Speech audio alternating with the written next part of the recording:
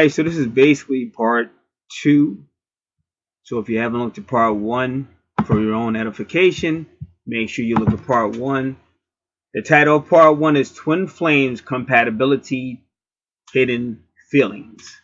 Twin Flames Compatibility Hidden Feelings. That will be part 1.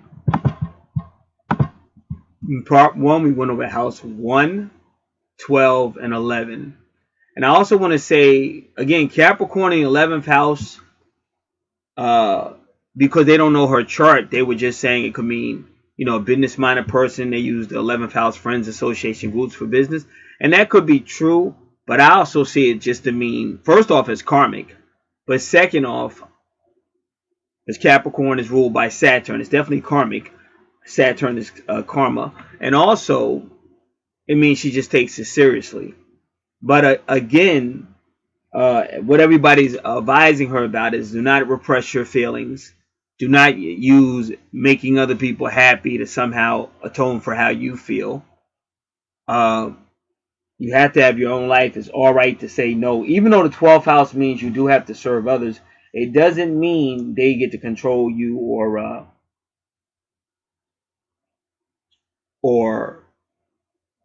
really rule your life.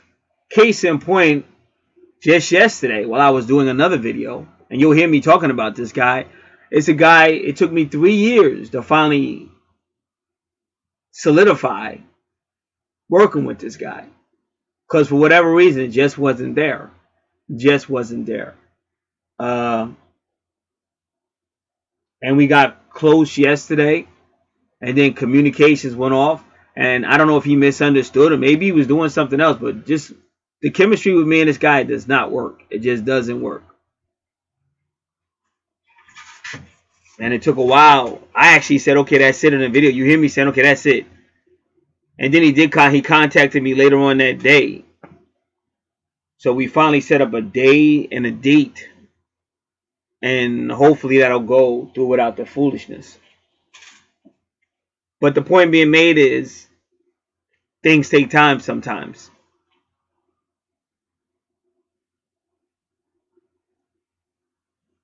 So we did give advice on Capricorn in the 11th house. But again, want to have fun in life. You don't want to take everything too seriously because, like I said, you have to understand, just like now. But this happens all the time. But see, I understand the universe. I understand God, everything. I've been doing this a long time. And again, all I do is study all the spiritual works. A very spiritual person. This and that. But no matter how hard you work, depending on who you are and what God's plans are for you, no matter how hard you work, somehow the universe is going to put something in there that's going to kind of smack that reality. Let's just say you get up early, let's just say you do yard work. Let's say you really do yard work. You might say, my yard really needs to be done. I'm going to get up. I'm going to get up early. You've been looking forward to it because you know it needs to be done. So you get up early and you're out there. You're killing yourself. So when you're done, your yard looks spectacular. But then here comes your neighbor. And they could give an F about you or your yard. They do some most stupid stuff. And now your yard is effed up because of them. And you try to complain or whatever. And the township ain't going to do nothing about it. They're almost challenging you to get a lawyer. If you can afford one. So you could be really pissed off or way off mad about it. But the bottom line is, no matter how mad you get or no matter what you do, even if you win this situation, it's going to be something else that's going to shatter that reality. So I'm not saying roll over and just accept it, but I am saying you got to realize that's just the way it is. And for me, like I said, that's why I told you, I have a personal relationship with God. Therefore, none of this stuff really, it's only going to bother me, but so much. Because as long as I know I'm not lying and God knows I'm not lying, that's all that matters. Because if you leave any other source to dictate who you are, you're not going to be happy no matter what you do. You could save the whole world. You could find a cure for every disease on the planet. But if there's still people somewhere talking crazy about you, that's still going to get to you, according to this chart. because you're looking for people. You're looking for other people to value you. You have to value yourself. I'm beautiful. I'm wonderful. I'm great. And it's okay if they don't like it. As long as you're not high-minded or arrogant. But you got to be strong enough that all these other people, their foolishness doesn't cause you to repress or feel bad about yourself or all that stuff we talked about. Taking it out on yourself, or you're going out in public and smiling. Because that's how that guy was that we worked with. You're going out in public and smiling at everybody and blah, blah, blah. But inside you're angry and you're mad. And that's why the thing he did in secret, it got brought out for a reason. And I really wish I could have talked to that guy.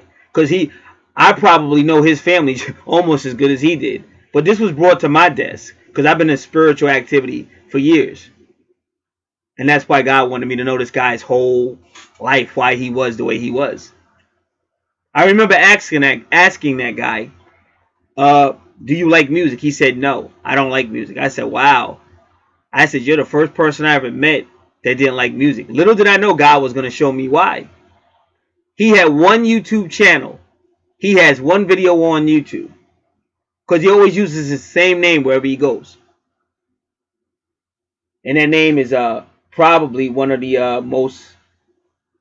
Because that's his family name. But the person he's named after is probably one of the most phenomenal American soldiers there's ever been.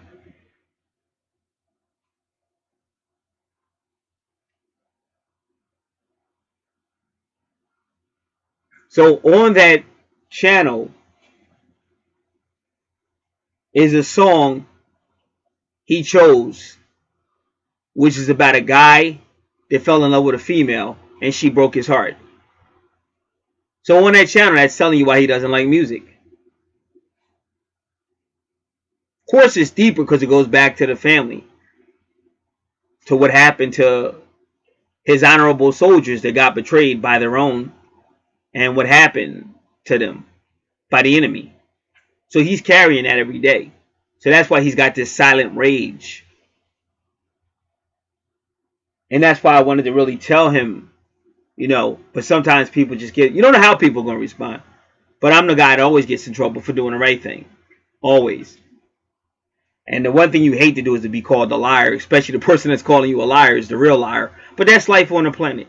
So my point, the reason why I'm telling you all this is because you have all that on your chart. All this need of people and need to serve people and need to let people validate you. Nobody should validate you but yourself. So you have to become stronger. And even if we've been through something with our parents or whatever we're going through, everything has to be placed properly so that we can get on with our lives. Because otherwise we're going to keep reliving that pain like he's doing. Now he's in trouble with the law. And he was probably one of the best people. As soon as he walked in our company, they gave him Employee of the Year. And I couldn't be mad at him because he was really that good. He was really that good. I walked up, I said, have you ever done this type of work before? He said, yeah, most of my life. And that's what I was saying. This guy said he's only 17. He can't just be 17. But I know to mind my business. That's why I always mind my, I never said anything. The only thing I did, I just kept an eye on him because I know what he got arrested for. So I kept an eye on him for that reason. But other than that, it was none of my business. Because that was my boss's decision. And my boss was out of town. My boss was out of town on vacation. I forget what. But he wasn't around. So his managers knew and they didn't fire him. And then as soon as my boss got back, my boss had to. Because first off, you lied on your application, so you're going to get fired for that. And second off, what you're charged with, I mean, we have that. That's in our store all the time. So we can't have that because anything could go wrong. Even if the person was lying. And they're going to say, you knew this guy had been charged with this and you still, So it was one of those things. So, who knows? Because God kept, and he came back. I was working at the cash register one day and he walked by. And I said, there you go. Like he kind of waved our way back. I wanted to go out there and talk to him. But there's nothing I could do because we were real busy. But if God keeps bringing him in my path, I probably will try to talk to him. Because I used to try to talk to him even before I knew what he had done. I was always trying to talk to this guy because I could tell it was something with him. And I was always trying to find out what was going on with him. That's why I asked him, did he like music and stuff? And then I told him, I said, okay, if you don't like music, I said, this is what you do. I said, just play drums. And he looked at me and said, you're right. He said, I used to play drums. So the reason why I'm sharing all that in this video, because this video, the chart on the left is about a person that really has a need to help people and try to heal wounds and stuff like that. But sometimes you gotta just have a need to find out who you are and heal your wounds. Just like love. Would you try love again if you've been hurt by love continually? And I would answer, yeah, I would, but I would never try it the way I did before because I was very naive and way too giving. But that's a Leo a lot of times. And that's my sun sign is a Leo. So I would try it if it was a little bit more realistic and just, because even with my soulmate, who I work with, she left, she came back.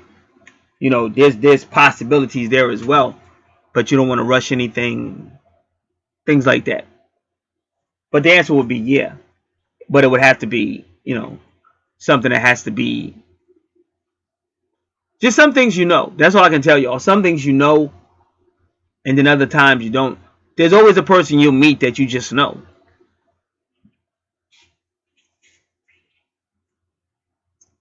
All right. So again, wherever you see Mars or Aries on your chart, that may be a reference to your father, according to what that expert said that we read over in part 1, and other things that, like I said, was revealed to me even in my own readings that I talked about in part 1.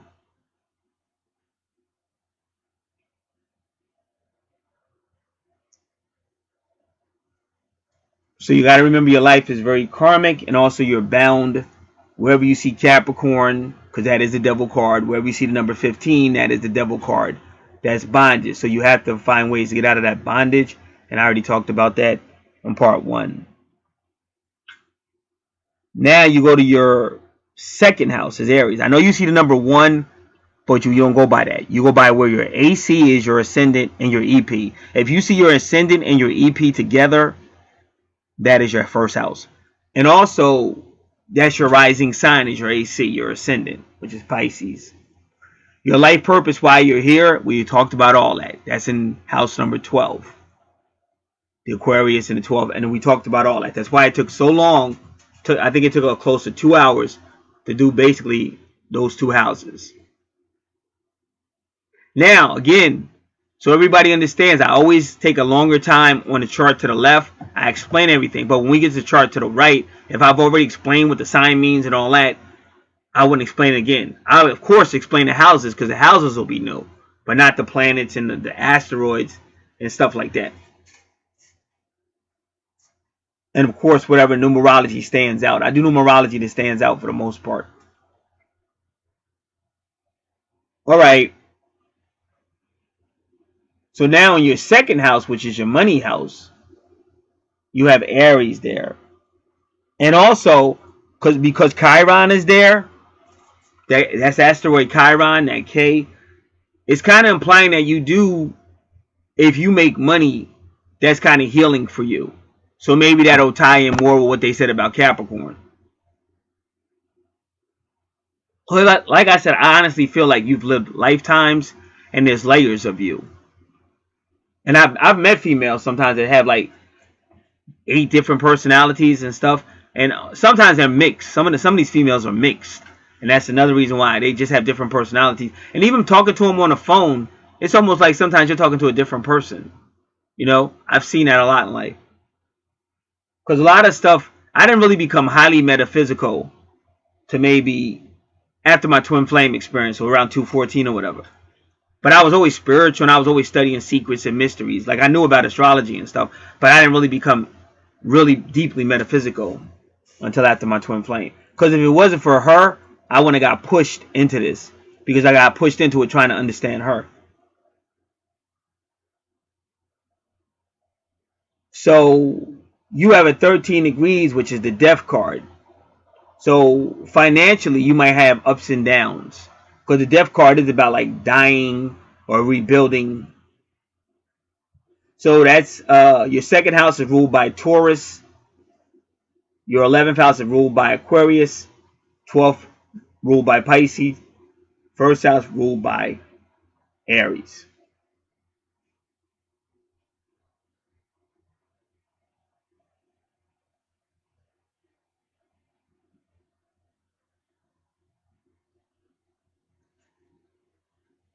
and Aries is ruled by Mars. All right, so that's pretty much your second house. It's your finances, possessions, and your value system. But that's good then, because if your career is associated with the 11th house, that Capricorn, then that's a perfect person for YouTube, because that's networking and people and stuff like that. You know, wherever, not just YouTube, but online or wherever network. Okay, now you go to your third house. Now this is about communications, publishing, young children, the environment around you, which they call a brotherhood, your siblings, short travel. It's also creativity, and it's multitasking. It's the mind and thought and communications. And it's ruled by Gemini, and Gemini is ruled by Mercury. And Mercury rules Virgo and Gemini. So that's your third house.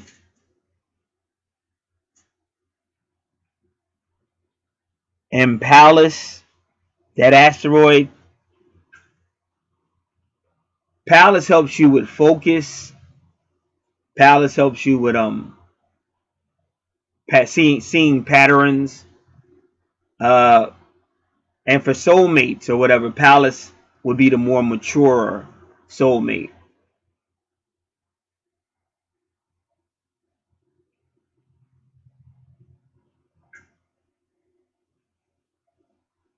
Now, Taurus in the third house, Taurus likes to put value to things, and Taurus is also about finances. Taurus can be very sensual, but very the five senses.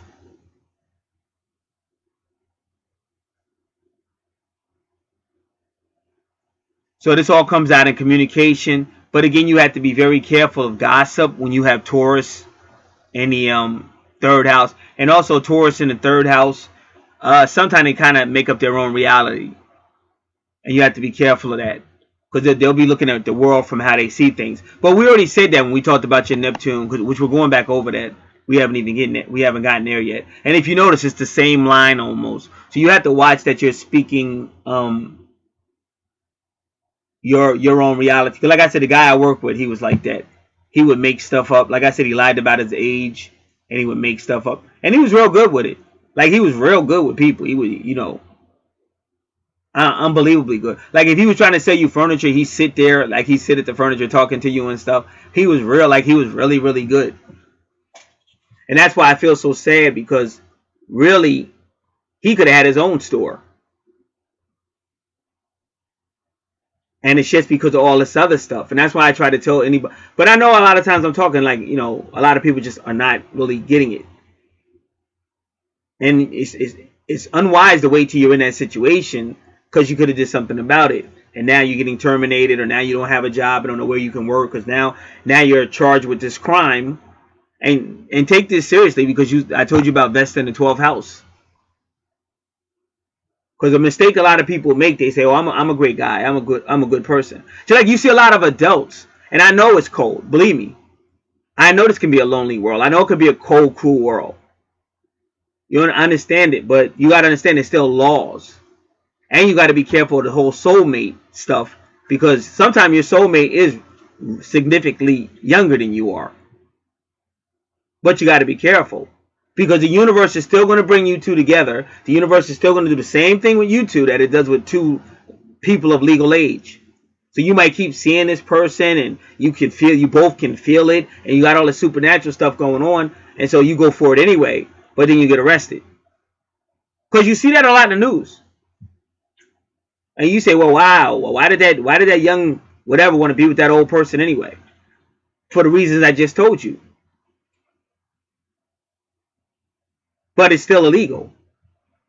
But when you're in that fantasy world, and that's how this guy was, when you're in that fantasy world, and because your Neptune retrograde is about escaping. You're escaping the real world. The world is so cold, people are so mean. And he was, like I said, he was the nicest guy in the world. And the fact, that's why after he got in trouble, after he got fired, my boss would start looking at me differently. Because me and him both were real nice and real polite and all that. So my boss would start to look at me like I'm lying. But I made sure I had a long talk with my boss when I started that job. I almost was in tears. Because as soon as I started, he basically, he didn't know no better, but he basically tried to accuse me. Because I'm always running, like, the truth, everything I say is documented. And I've been at this job for a long ass time. That's the one place, believe it or not, I go that I'm really respected. Because he listens. My boss listens to me. I thank God for that. But I'm always running to try to fix shit. But you're dealing with people that don't give a fuck. They're more interested in what it looks like. They could care less about what it really is. So it's a lot of politics. So I get accused of stuff that I really, don't do. Like, it ain't no paperwork on me. I ain't got no nothing. But it's just somebody mouthing off talking crazy. And I'm a fighter, so I'll stand up for myself. So that's what I mean. So when I had a long talk with my boss and stuff, like I told him, I said my whole life has been boom, boom, boom. All I want to do is work. I almost had tears coming out of my eyes. I said, all I want to do is work. It's always somebody accusing me some crazy stuff. So he gave me a chance, and I tried my best not to let him down. But when I can't be there because of health reasons or whatever, I always come with paperwork or documentation. So when that first happened, when he had to fire that dude, he kind of was looking at me differently. But I didn't care because I know my boss, so I didn't really care because I knew I wasn't lying. And I'm sorry that guy was lying, but I also understand. Once I understood his story, I actually felt sorry for him. But that's what I'm trying to tell anybody that listens to this video. You have to take control of your life. Otherwise, you'll be the next victim. So you don't want to stay in the fantasy world. You don't want to escape. You have to learn how to communicate, and you got to do whatever you got to do it. If you need a counselor to help you, whatever you need to do it. But you have to get to the point where you can actually say how you feel. And if somebody's calling you and you feel like this person's, you say no. I mean, do whatever you got to do. Because that person's got to stop relying on you.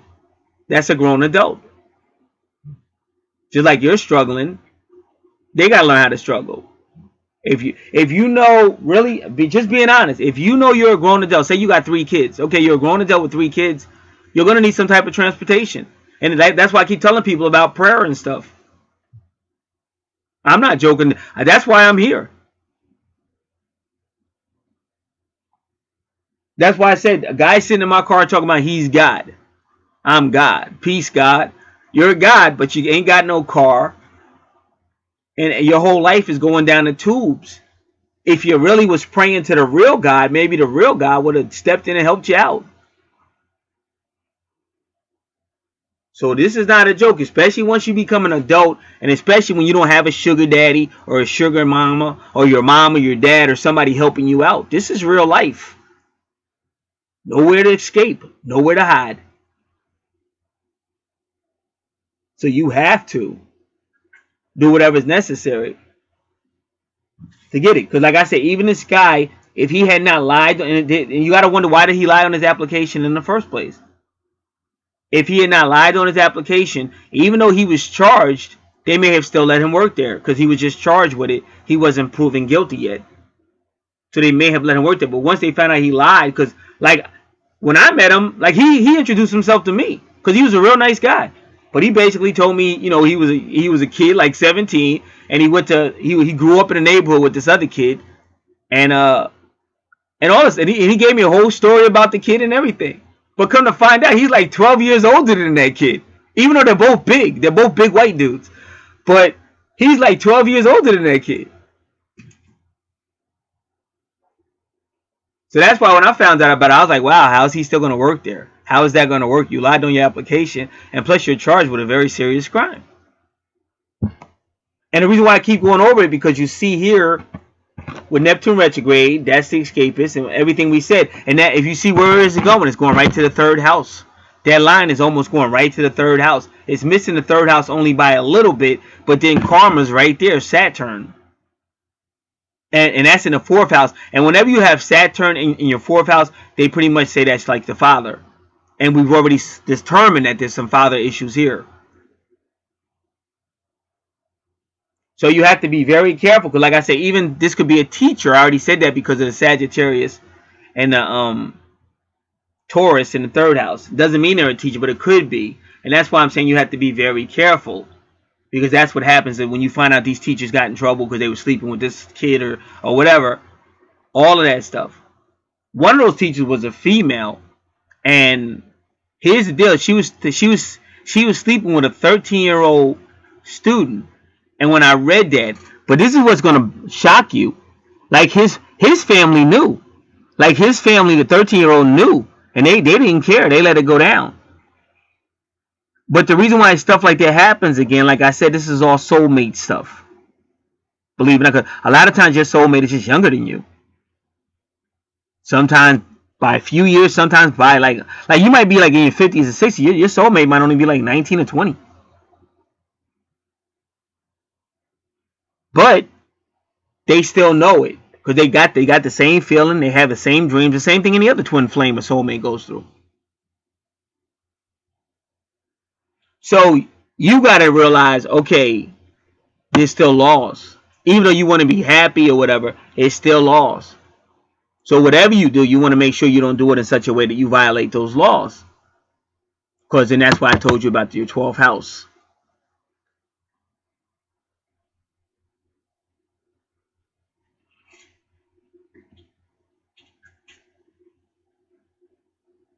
And you got the 9 degrees. See, you got to be careful of 9 degrees because, like I said, that's the Hermit card. The Hermit is going to do what they think. The Hermit goes by its own enlightenment. And even where your Libra is, you see that 9 degrees again. That's the Hermit card. He goes by his own thinking, his own light. See, he doesn't mind going out in the public. But even though he's with the public, he's going to do what he thinks is right or what she thinks is right. And sometimes what we think is right is not always what's right. Because to me, what I think is right, to go outside and grab all that stuff that shouldn't be out there anyway and throw it on their yard and tell them don't do it again. That's what I would like to do. But if I did that, I'd be locked up. And you best believe they wish I would do that. Everybody wishes because they can get rid of me. So you got to know what the law is, even when it's unfair. You still can't do jack. You just got to get used to it. That's why I said stay prayed up. So that's the main thing with your 3rd house. But as you see, it immediately goes into your 1st and goes into your 4th house with 1 degree. And again, that 1 degree, now that's Gemini energy. That's the Magician card. And again, that's like the guy I work with because he was a master of talking. He was a master cell person. He knew, like, and he had a gift because he's like what he said to me. Even when he said to me when I first, like, he met me, I was minding my own business. He came up to me and he met me. This is when he was in the back room taking tests because you got to take tests before you get hired. You got to be trained. And I was just in the room and he came out and started talking to me. And what he said to me showed that he knew something about me. This guy had gifts. Because this is what he said to me.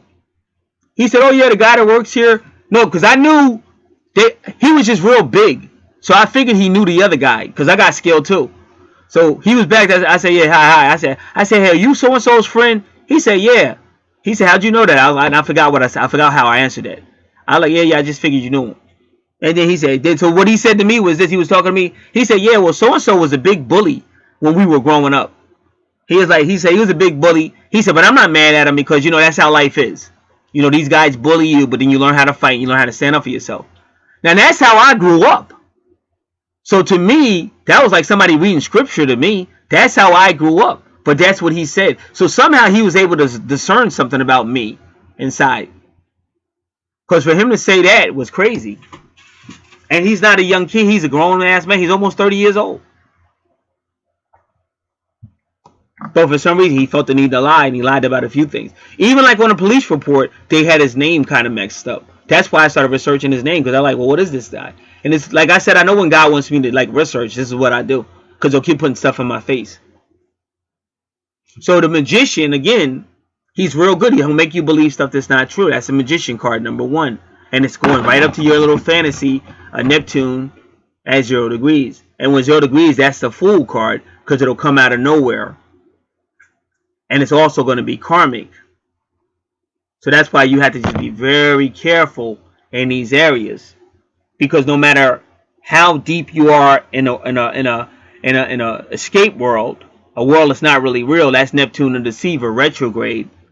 Reality is going to come, because if you look at it, it's almost like he's hunting. Saturn is going to be, you did this and now we're going to do this to you.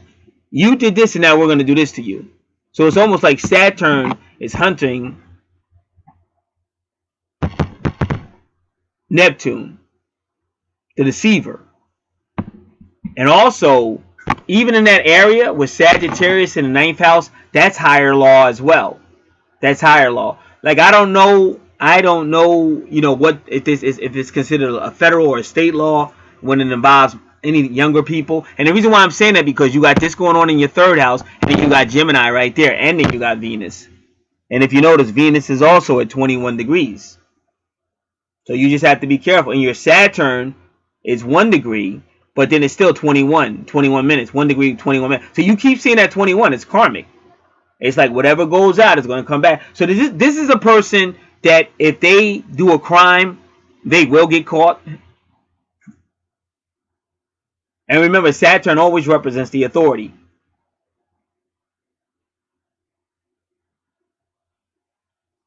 So now when you have Gemini in the fourth house, because the fourth house is about family, it's about friends.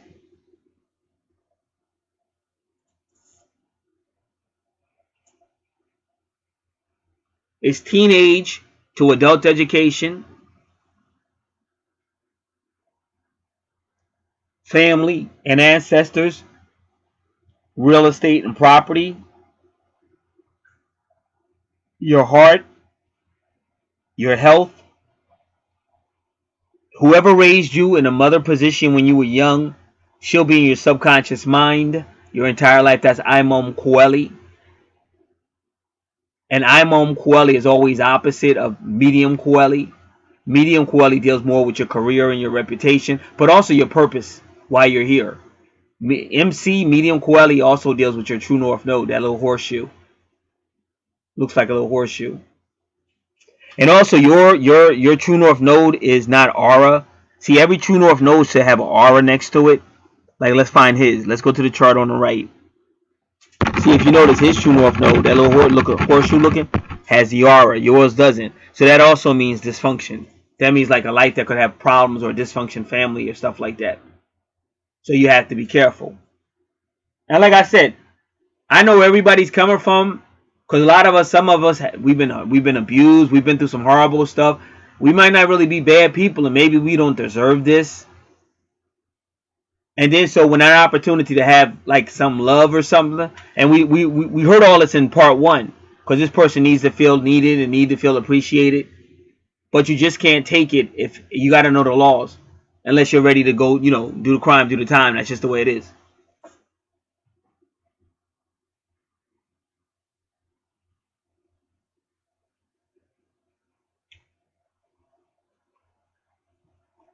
And like when you listen to this, well, let me just tell you what happened to this guy, so you can know the whole thing. I'm just gonna tell it like it is. That's what I do. Uh, you can believe whatever you want to, but for people that really study history, just like Pearl Harbor is a lot like our 9/11, because there's no way in the world those planes could have got over without this country not knowing. But you can believe whatever you want. But why am I telling you that?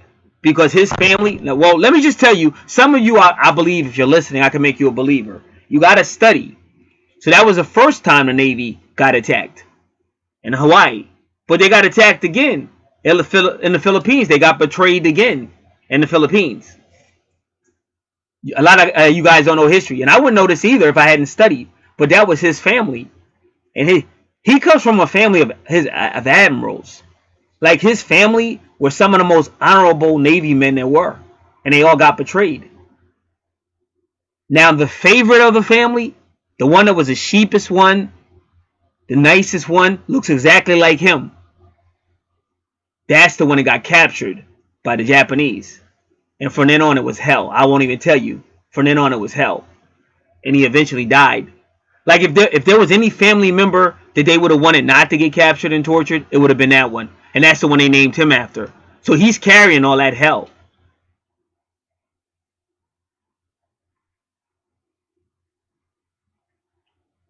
And that's why, like I said, and then he tried love, and then that female hurt him. So now he doesn't like music.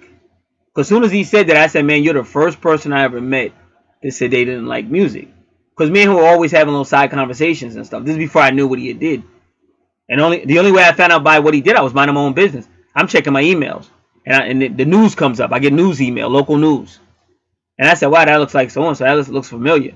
And I looked at it, I was like, wow, that's really him. And then they were confused with his name. Even the police weren't sure about what his name was. You know, they were given different stuff.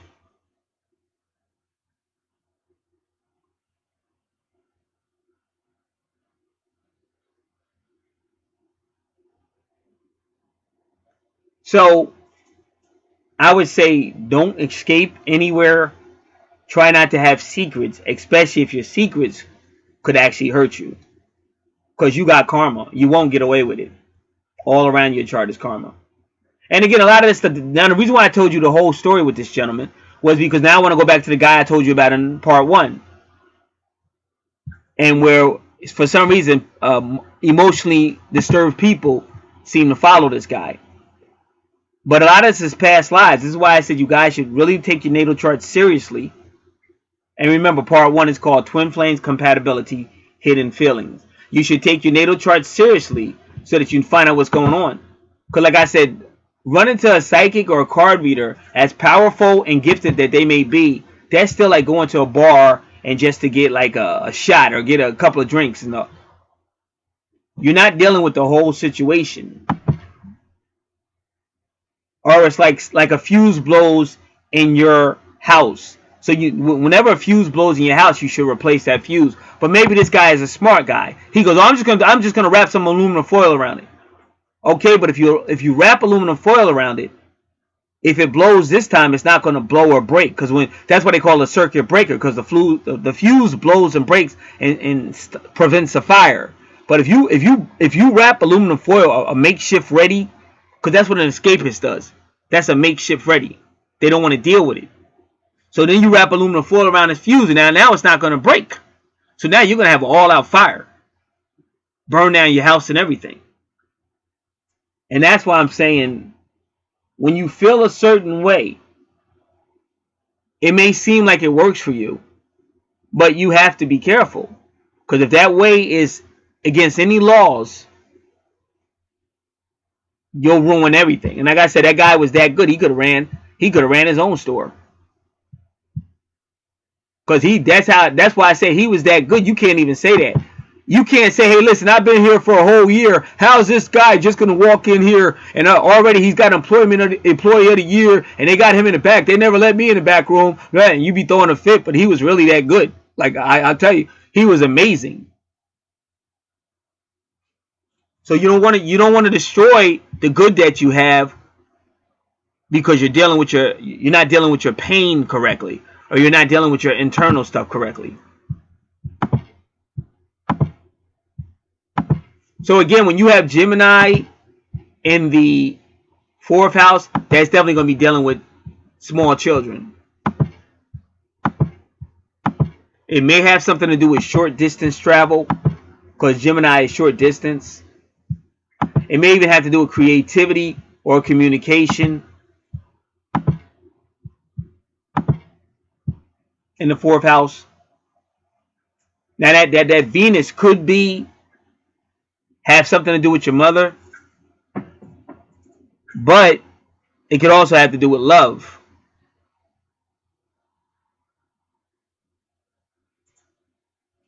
And the number 27, that's just well, Keras is an asteroid about nurturing. So that could be motherly, but that could be you or your mom's. And 27 is just a diplomatic number. The number 27 just means like a really diplomatic person. Like this person knows how to talk to people. They're very diplomatic. Again, like he was. He was an expert at what he did. Expert.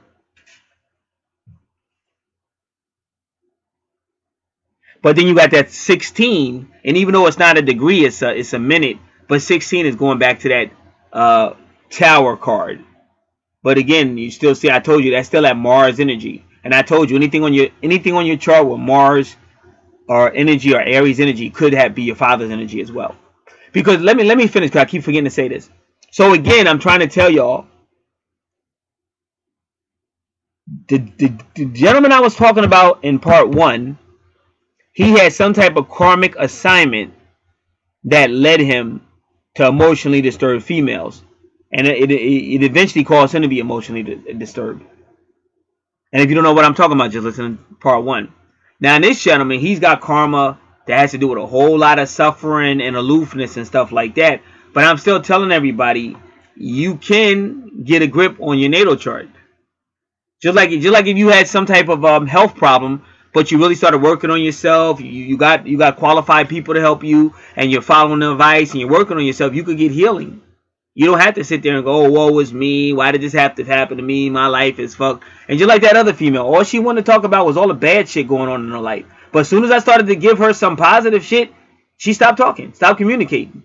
So don't waste my time with that. Like if you want, like I said, if you want to be in hell, I don't want to be in hell. I fight every day. I get up every day swinging. And I know it's hard. But that's a determination you make. Just like when you watch all these artists. See, they make a determination to be that singer or that artist. And you're right, they do work really hard. Now, how they got there, maybe, you know, that might not be something they want you to know. Or what they really have to put up with. Or what they have to do. But you got to give them credit that they work, and do whatever they to be who they are. Because I think as long as you're here, you're going to work. Like I said, I had put this on pause, went downstairs real quick, and then something happened just then. So now I'm getting ready to put this on pause because now I had to use the washer because of what happened. Now I got to go and put the stuff in the dryer. So things happen, and that's life. But you don't want to think that secrecy is your friend. Secrecy is not your friend. On your natal chart, secrecy is setting you up for a karmic judgment. And you see it all on your chart. That's why I tell people, I understand people want love and want to smile, but this is not bubblegum astrology. This is real. And you just have to be aware of it. See, me personally, because I can tell you many times, temptation's been there. Just me going to my door, it'll be some female out there, right there. If I told you how many times I open up my door and it's a female just standing there looking right back at me. First off, what are you doing standing there? And second off, how do we make eye contact as soon as I open the door? So if you think that wasn't planned by somebody somewhere, it was. And again, if you read Proverbs chapter 7, I think it is, it talks about the same thing. And then if you just look at the Matrix, where you got people telling this guy, speak about Matrix, they're going to make Matrix 4. But talk about, if you watch the Matrix, they're telling him, you're in the Matrix and we control it. We control it. We control what you see, what you believe. It's not really. So this stuff is being told to you. Don't wait till you're in it to wish you had did it differently. But your chart is basically saying, it's a lot of repression going on there, and then you'll be given an opportunity, just like he was, to do something, and nobody will know. And he was already used to lying to people and being repressed anyway. So he took the offer. And the sad thing about it is, whatever reason, one of the girls he did it with told. She actually called. Like when you see Sagittarius and you see your 9th house and you see Saturn pointing to up that area, those are the big boys. So those are the feds. They're not going to play when they get your ass. And when they get you, if they say 15 years, they're not talking no parole. They're not the state. The state might say, okay, 4 years, but you only do 4 years, or you do 1 year and you're out already. If they said 3 years, you would do 9 months and you would be out already. If you had good behavior and you obeyed the rules. But when the feds say 15, you best believe you're going to do 14 years and 6 months before you ever get out. So that's why I'm telling you what I'm telling you and going by your chart. And even when Saturn is down here, it really belongs up there by the medium quality, the 10th house. So the fact that Saturn is down here is associating this with young, 3rd house, ruled by Gemini, young, 4th house, Gemini, young, and then the points all are going right up to that 9th and 10th house. And even when Saturn is connected to the 10th house, it could even be religion as well. But it's definitely authority. And it could be higher law authority. Could even be employer. And if you're listening to what I said about that guy, that's what happened to him. He didn't get fired until the employer came back. The boss came back from vacation or wherever he was. And he had to.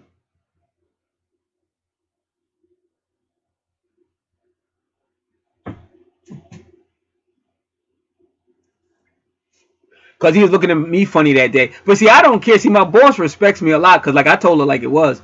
Like I said, I poured my heart out in that office. I said, listen, I really want this job. I went off. And he's never seen me really slacking or anything. And he knows I got health problems and stuff. But I work when I go and I be working. I be all in that building working. I be outside working and stuff. So he knows I'm not no goofball. So that day he was just acting funny. But I know he was acting funny because he had to fire that guy. And nobody likes to fire. You know, if you're, nobody likes to fire nobody. Plus the guy was really good. And I know they had plans for him. And then, so I came up to him. But I came up to him because I had to. So he was just giving me a look like, you're probably lying too. But I didn't care because I knew I wasn't lying. So I was like, I don't care. So then I needed help for some stuff. And he wouldn't come in for he was zigging me. My boss was just ignoring me. But I just know my boss. He just had a lot on his mind. He just got back and he really didn't want to deal with that. Because that's a terrible thing to deal with. And so then he finally came back there. But once he saw that I really needed help, then he was different. Like he calmed down. Like after that, the rest of the day he was cool towards me. Because he knows I'm a worker. But I really cared about the guy. Like I didn't know him. And that's my problem. I just cared too much. Because sometimes you care about people and they betray you. That's why I was warning you about that stuff you have going on in the first house. But I'm a fighter. Like I'm not going to, you're not just going to set me up. And I'm just going to go with the plan. I'm going to try my best to break the plan. And if I do go down, I'm going to go down fighting. Because this is a rough planet to be on. And that's why everybody just wants to hear a love story. But it's not just going to be a love story. It could still be a love story, but it's going to be challenges. And you can't ignore the challenges. Because like I said, especially with a chart like this one, it's karmic. It's coming back. Whatever you send out is coming back. And like I said, that's a horrible thing. Now, we don't know how many girls he did what he did with. We know one told, and after she told, then the powers that be, the authorities, were telling everybody. If anybody else has any more to say, tell us. So we don't know more people may have come up. But I just saw the dude like 2 days ago. He walked right by the store he used to work at. So I don't know what's going on with him, but just got to be careful because if it's more and they start to come forward, it's going to be even worse.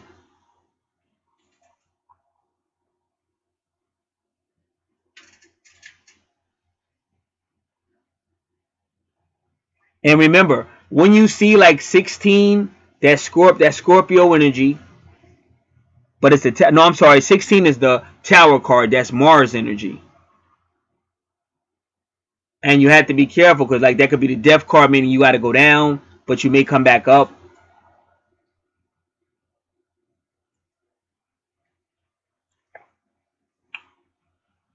So we're going to look at Venus and Gemini.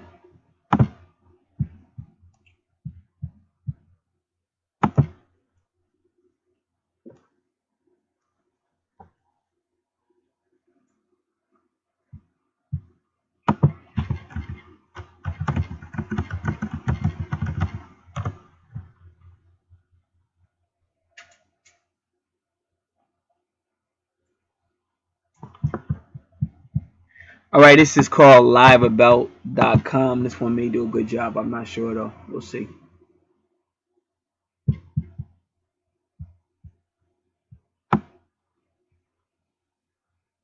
And remember, Gemini is also the twins as well. So, flirtation. But like I said, you just got to remember the danger of the Gemini, in your case, is it rules the third house about young children. And that's based on everything on the chart that I've already explained. Venus, Gemini guys and gals are a bit flirts, but they're just playing around. They know there are many fish in the sea and put out lots of lines simultaneously. This person may be talkative, curious, a bit of a social chameleon. Now, if I'm not mistaken, a chameleon is a person that changes a lot.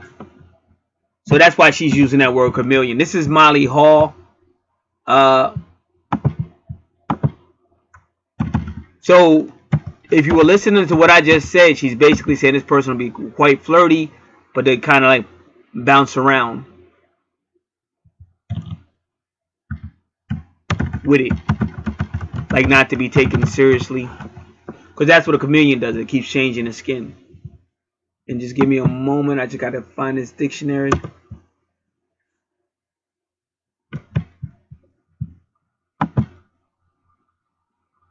All right, here we go. It just took a minute for my browser to. Sometimes my browser connects to the internet, sometimes it doesn't. So you just have to wait till it does.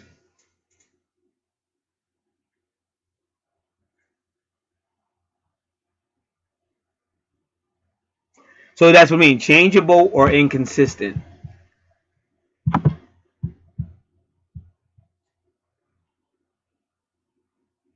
She said you may have one pinky toe in many circles and find them depending on your mood. But we already said that, like you're gonna have an unpredictability. And this is liveabout.com, Venus in Gemini.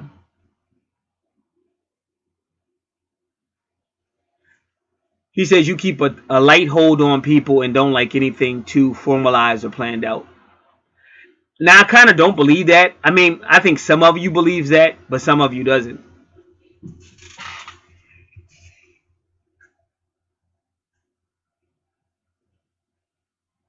So they say Gemini in love is. She said they crave a variety of love. So that's why I said you just have to be very careful. So that means this person doesn't really discriminate. Because you have to understand these people, all these people, especially when they're teachers, because they lose everything. And then it's going to be hard for you to get another job as a teacher somewhere if they know what happened. They have to be very, very careful. And they blow it all. Why? And why trust in a kid? Because you know, like you got to remember, this is what one thing I'm going to tell y'all, and maybe I shouldn't even tell y'all this. But you got to look at things like who's got more to lose? Like if you're an adult, you have way more to lose than some kid. Because the kid, believe it or not, could actually initiate the whole situation. But when it comes down to who's at fault, it's going to be you. And the kid is always going to be a victim, even if they initiated everything.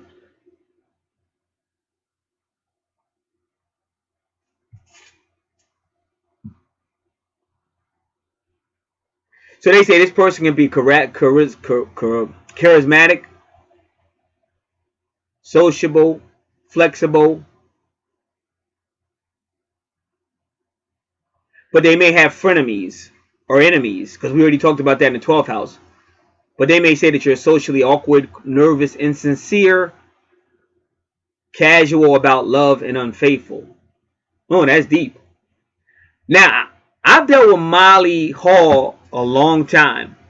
This is the first time I'm taking my hat off to her, because what she's saying is in harmony with your chart.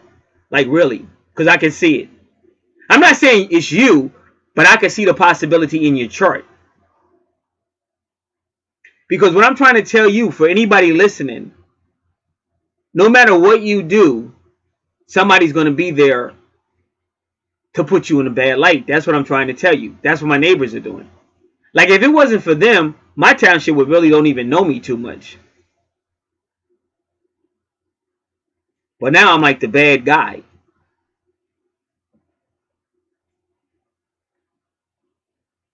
So you're going to have people that are going to play on your chart. That's what I'm trying to tell you.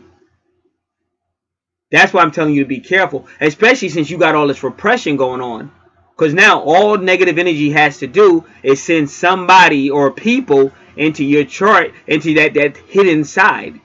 And you'll be thinking, well, this is hidden. This is just between me and that person. Nobody's going to find out.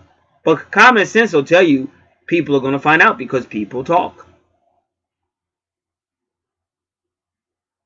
And plus, Gemini is all about communication. So is Aquarius.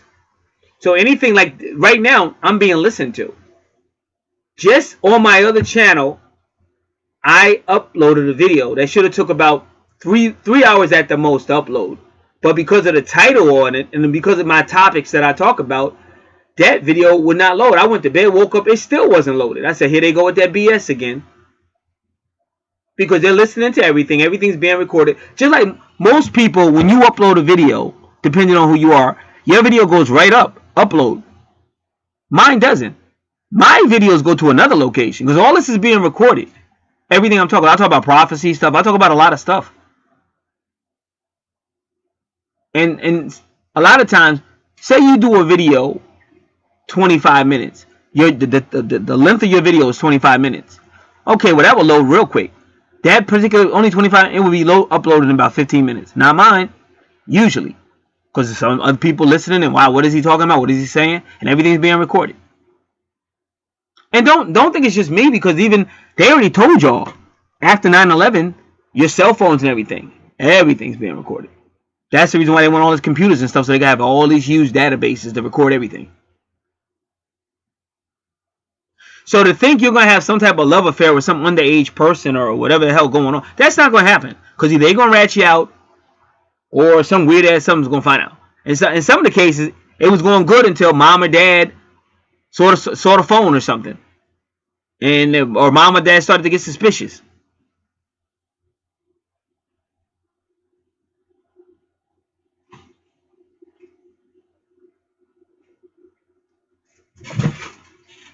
So sometimes when we have enemies, there can be a reason for it, and not. That's why I say I had to watch what I do, because now I'm in a negative light, which I don't bother nobody.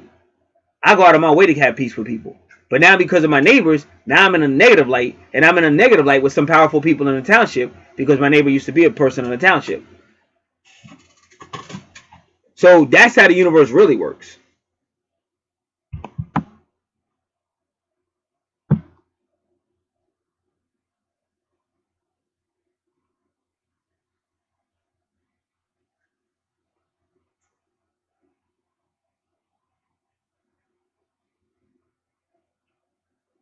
So they say that you like conversation, but Venus and Gemini. But they say you'll try to escape anything too limiting or emotionally heavy. And I don't fully agree with that, with your chart. I think some of you does, some of you doesn't. Because like I told you, I've already seen on your chart, it's not just one personality. Because look at your Uranus in Libra. That's a person who'll come out anywhere. That's a person 1 minute y'all together and they're talking about, maybe being more serious or whatever. And then the very next day or within that week, that person acting like they didn't say it. Because Uranus is coming out of nowhere.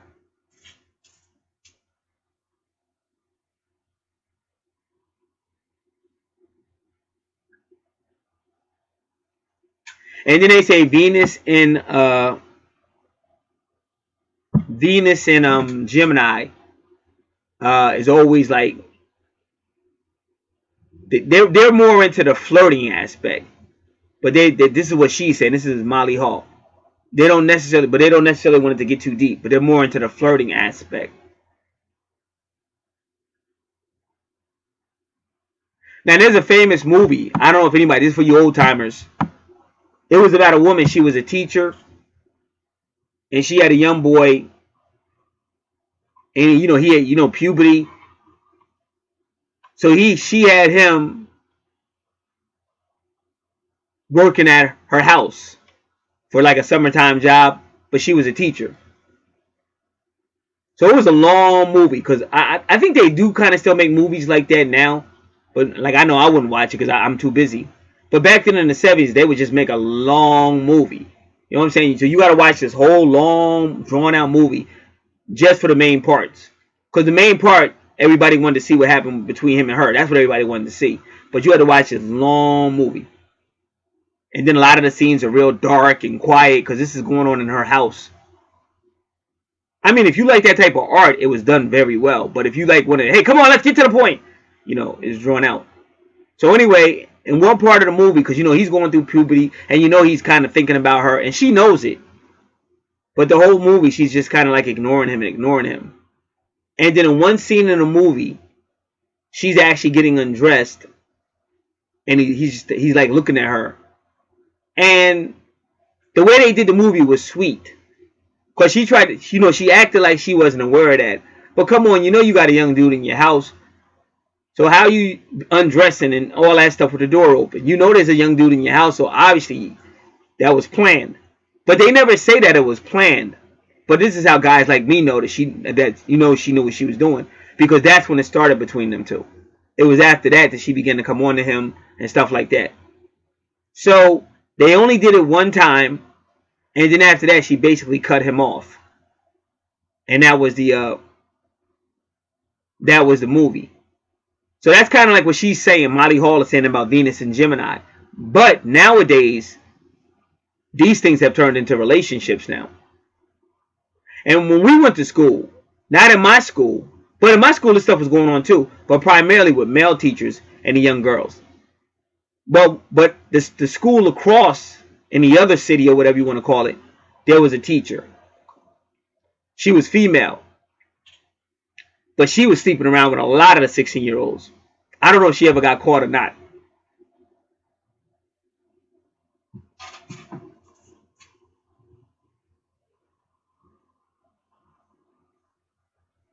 So the point I'm trying to make is a lot of this is always going on. It's just that now it's just easier to catch people because of communications, the way the world is, and stuff like that.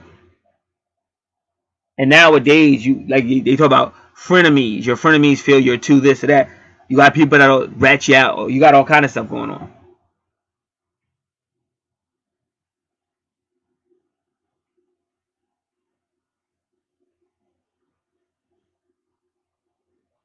So they say you do like to gossip, and I can tell you that'll be a downfall. Because remember, yours is karmic. Because when you're gossiping, you're attacking somebody else's character and reputation, even if it is true. And a good rule of thought is this: if you weren't there, you really don't know what happened. So it is kind of gossip. But yours is karmic. It's going to come back on you. See, what happens is if you gossip, what happens is when you really do something, it gets exposed. Because you're talking about people behind their back and stuff like that. That stuff's not cool. Universally, it's not cool.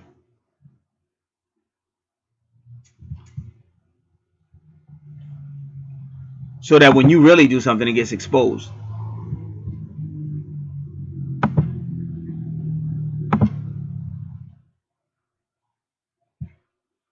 All right, give me a moment.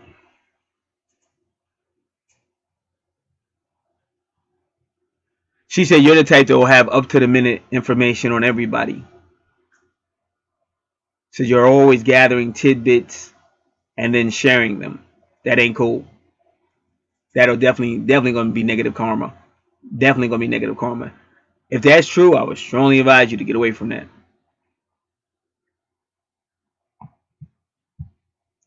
So they say you are a wordsmith, and I can kind of see that on your chart.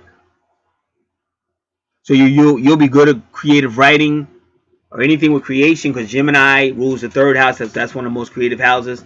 So is Leo in the fifth house.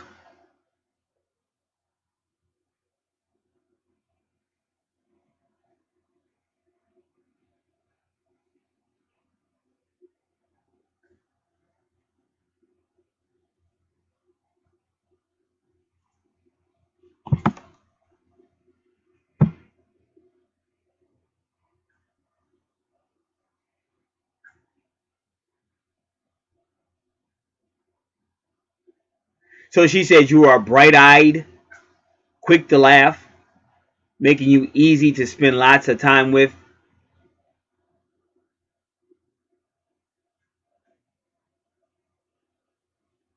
You know how to draw out what's funny at the moment, toss it about in a conversation. And they say you're very you have good humor, even though you might not even realize it.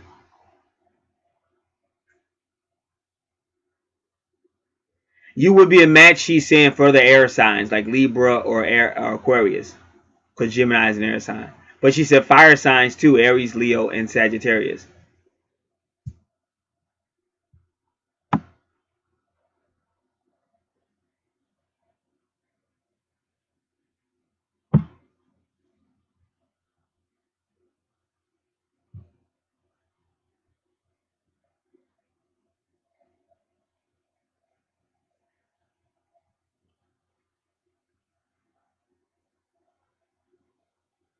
So like they say, she's always saying escape, like you'll get away. You don't want anything that seems too rigid or too dogmatic, even too long, because Geminis are short. That's what I mean. Geminis are known for being short. And sometimes people say, well, she's not a Gemini, she is in the fourth house.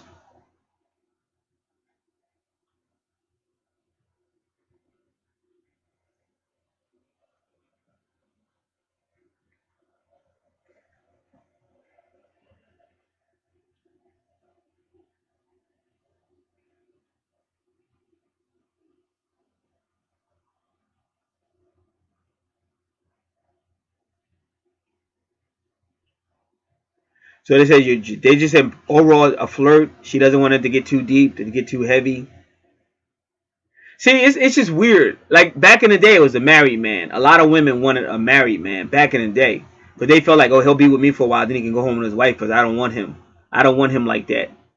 But now it's just weird though. Now it's like a younger person for whatever strange reason.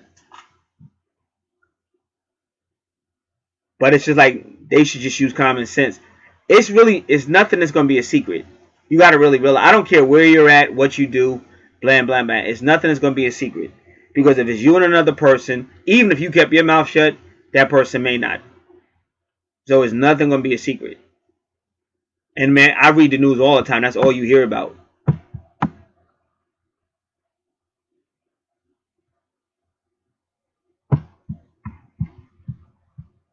So Molly Hall kind of gave you a prophecy, whether you know that or not.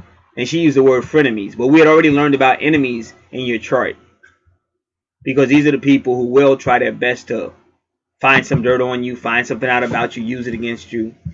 But you're also doing yourself a major disservice if you're talking about other people gossiping and stuff.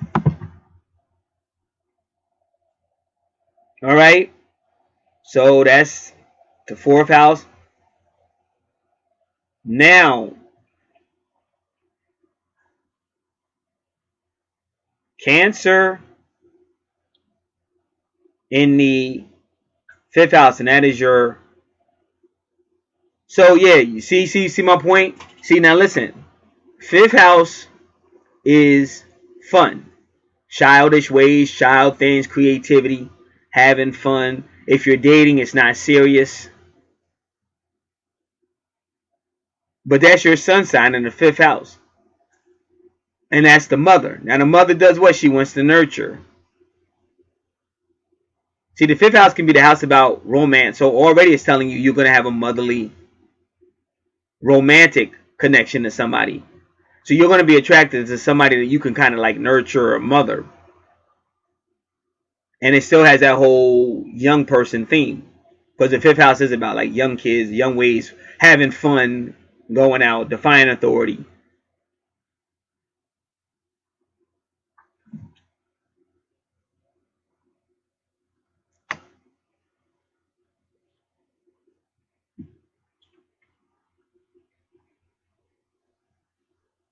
So you're the person that would like prepare everything.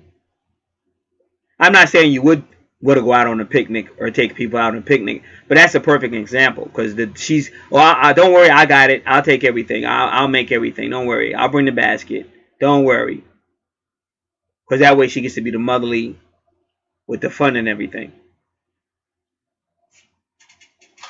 Your sun sign 7 degrees. That is a chariot card. See, that's a person running, but that's also Cancer energy or motherly energy. And then your Mercury means you're a great communicationist. You see that number 7 again? So she really, really likes to talk. But notice where? In the house of fun and childish behavior. Because that's what the fifth house is. Like, just keep it fun. I don't want it to get too deep. I don't want it to get too serious. Just keep it fun.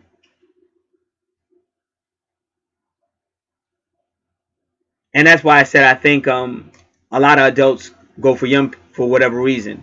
Because they feel like that person is not going to go anywhere or you're not going to hurt me or whatever. Whether that's true or not, who knows?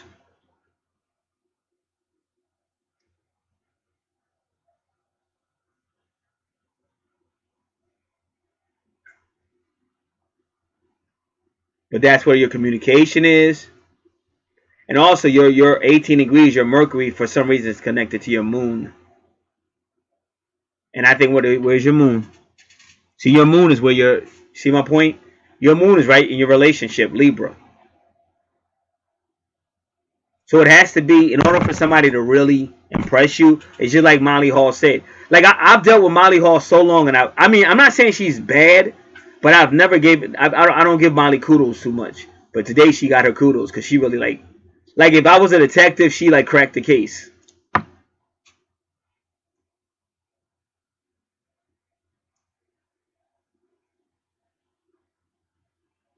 But what I'm telling anybody who's listening is the more you work on your repression, the less you'll need that.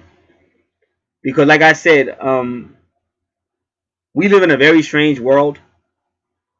Because just to be honest with y'all, all over the world, it's people marrying young people.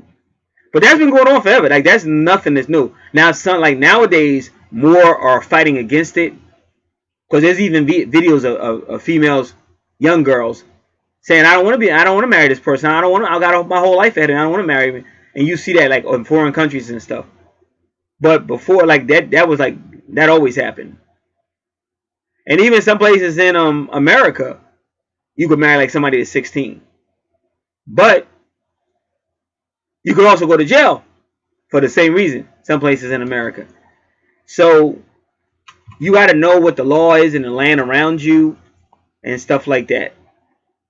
But I'm going to say this again, there are no secrets. You got to understand, anytime you do something with another person, it can't be a secret because that person might tell somebody. How do you know if it's a secret? It's like if the tree falls in the woods and nobody hears it,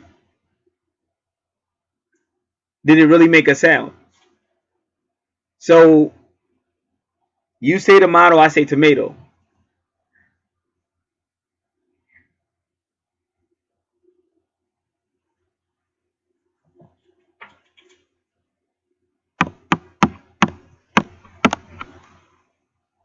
Now, your sixth house is ruled by Virgo. This is all about home, health, service, daily activities, small animals, small children, co-workers, and subordinates. So you got that Leo energy. So you want your house to be fun, but that it's still a house of service. So again, you see yourself again taking the lead and serving. And then you have Juno. So Juno means you'll find yourself in a serious relationship with either Leo or Virgo. And it's at 2 degrees. And that 2 degrees, again, is the High Priestess card. And again, the High Priestess card is moon energy. So you have a moon sun connection to whoever you want to love. And the sun represents the divine masculine, and the moon represents the divine feminine. And again, that's the twin flame. But the person is almost, they got to really, with you, they got to keep it really like fun and kind of simple. Because that's what you're attracted to. And when I say simple, I mean like very easy, they cannot make it complicated.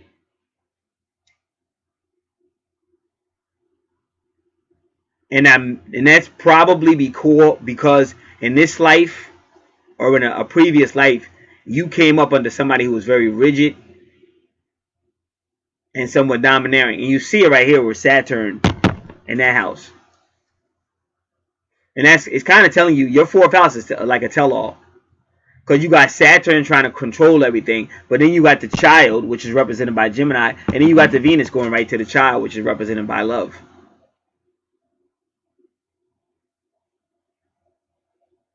And even that was one of the things Michael Jackson used to say. Well, I hang around with young boys because my father destroyed my youth, and I never had a youth. But then that became, he wanted a relationship. They're claiming it became sexual. So exactly what's being said here almost.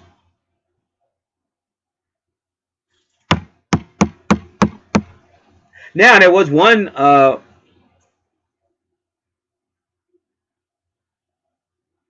I forget exactly how it went. I really do. But I know one person went to jail for underage activity. And then they did get out of jail. And when they got out of jail, they did get together. Because now it was legal. So once they got out of jail, they did get married. But then they broke up. So the point being made is, no matter how we try to run away from this horrible life, or you try to escape it, you can't escape it. Because now here's a person that he violated the law, or whoever went to jail. I think it was a female teacher that went to jail. And as soon as she got out, the guy, they still got married to the guy. Now he's a man, but he was a boy when she did what she did. But now he was legal. But they still broke up. So there was, you know what I'm saying? So you think you're getting something good, but you're still going to have problems. and they may still break up. And that's why it's just not worth losing your freedom and none of that crazy stuff. That's when you know you're dealing with people that are in the fantasy world. But when you're really that stressed out, like when every day is some bullshit, and every day, you know, like you get mad at the telephone, because I've been there. You'll get mad at the telephone ring, especially if it ain't somebody you don't want to talk to, or some telemarketer. You're pissed off, you know, you're mad.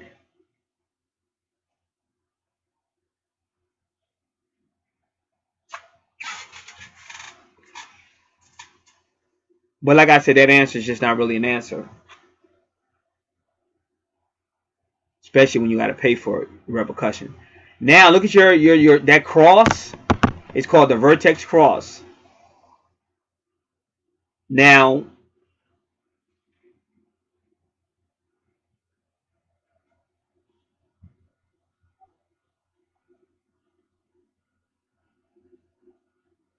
this is your fate or destiny in your life.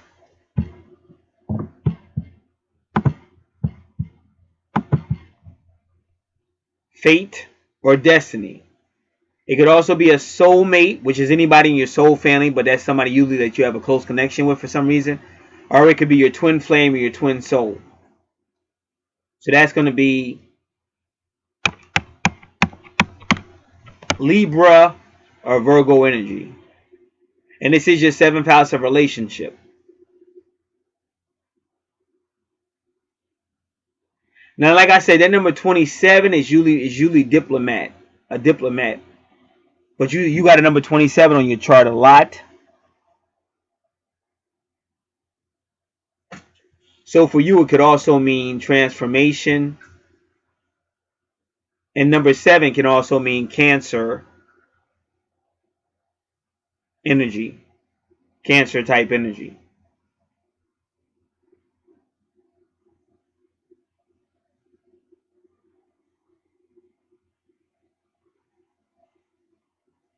Now we're going to do Scorpio now,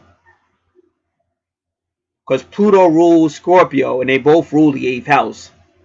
So you got that type of activity going on in this house, the 7th house. And then you got Libra in your 8th house, and then you got Scorpio in your 9th house. With Jupiter retrograde pretty much just means, well, it means two things.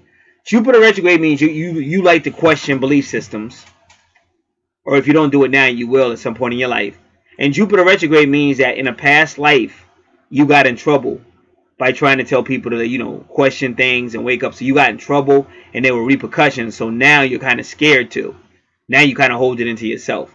And that kind of makes sense because your Jupiter retrograde, even though they're in two different houses, but it's still conjunct your Neptune retrograde, which is all about escaping. Because Neptune retrograde means basically the same thing. You were outcasted in a previous life, and now in this life you're trying to avoid that.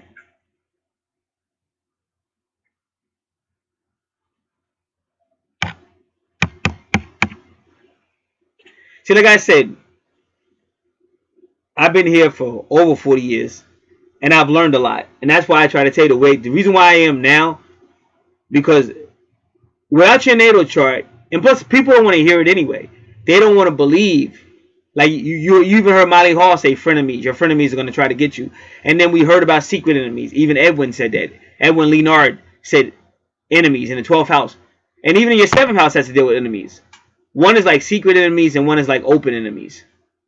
So you're going to deal with enemies. And so like Pluto and Scorpio, they both deal with enemies. Now I'm not telling you to be afraid. What I'm telling you is to be awake and don't give your enemies that. That's why I'm trying to tell you I realize it. Because that's the real reason why my neighbors keep on putting stuff on the curb that they know is going to come down. Because they never put it out when they're supposed to. And many of those times they know when pickup day is. But they won't put it out on pickup day. They put it on the day after pickup day and then leave it there. And then it rains or something and then it all comes down on our property. So they're just drawing me out. I already know this. And I listen to like T.I. Nania, her T.I. videos. She says the same thing. You have constant people around you to go out of their way to try to draw you out of something or into something. But that's just where we live in. So you can't act like it doesn't exist. And that's why I feel sorry for people that act like it doesn't exist. Because then when they get hit with it, they'll be like, oh, I wish somebody had told me. You did have somebody telling you, you just didn't listen. I'm out here every day telling people. So it's not that you can't have love and you can't heal and you can't, but you have to understand what's on your natal chart, because this is going to be your obstacles. And when you gossip, you're making yourself your worst enemy. If you do any type of secret stuff that you shouldn't be doing, I'm telling you, according to your chart, it'll be found out. And sometimes it's horrible because 10 to 12 years might go by. And that's horrible when they get you for something that you did 10 to 12, 15 years ago. But that's why you learn not to do it. And that's what I tell people all the time. Our technology is so advanced right now that you have to be very, very careful.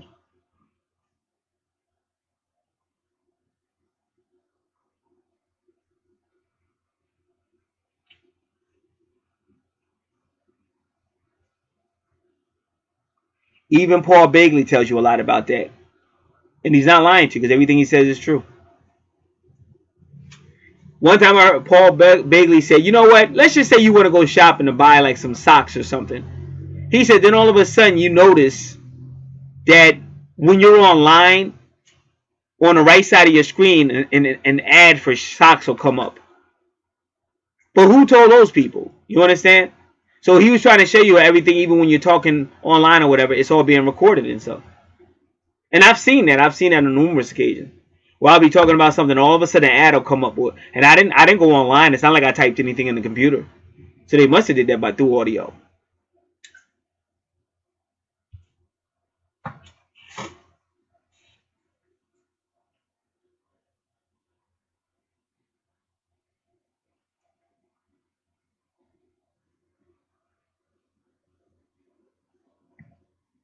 Now Virgo, let me make sure. See, that's your seventh house. See, Virgo in the seventh house isn't the best place for Virgo because Virgo can be somewhat critical, and also Virgo is real good at seeing, you know, the details, the misspelled words and everything. And but that's like in the seventh house, you want the seventh house to be about coming together, working together. But Virgo can make that difficult because sometimes she's looking for like, she may not admit it, but she's kind of like looking for perfection. And why do I say she's looking for perfection? Because she can see everything, and plus she can be very critical. She may not mean to be, but even like I said, they may have a dry sense of humor. But the one thing about Virgo, they can't take it. So Virgo might say something about you that's kind of like a crack on crack and making fun of you. And but if you say something back, they can't take it. So you have to be very careful with all those.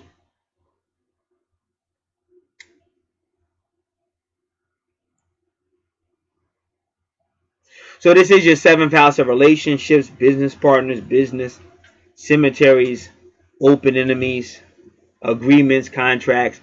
It could be, like I said, relationships. And depending on what's in that house, it may be a loving relationship, but it might not. Like when Pluto's there, it could be sexual. It could also be a lot of mystery, but it could also be a lot of power struggles. So let me just look around a little bit and we'll see what we can come up with.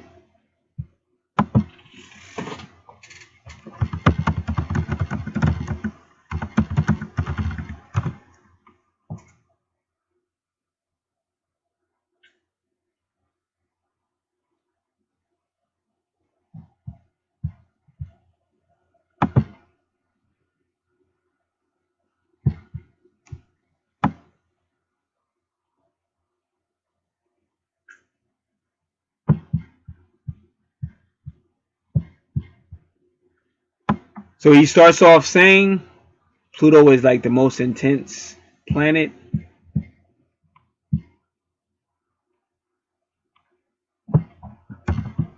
Just give me a moment.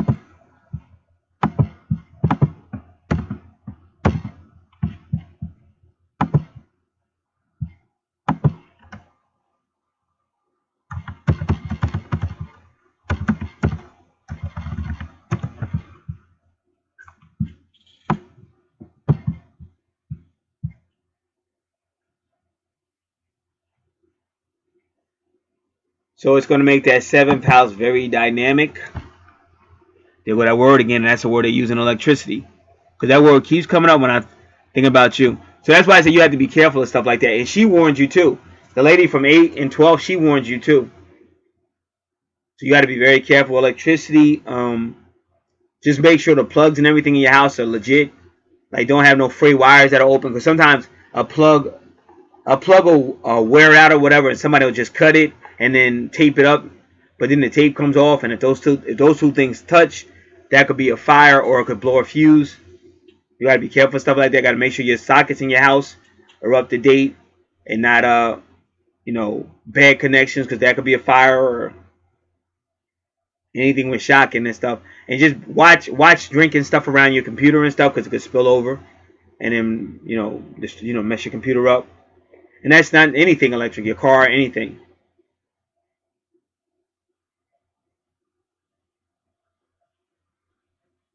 So he's saying it could be control issues, but that's why I'm getting ready to be Scorpio.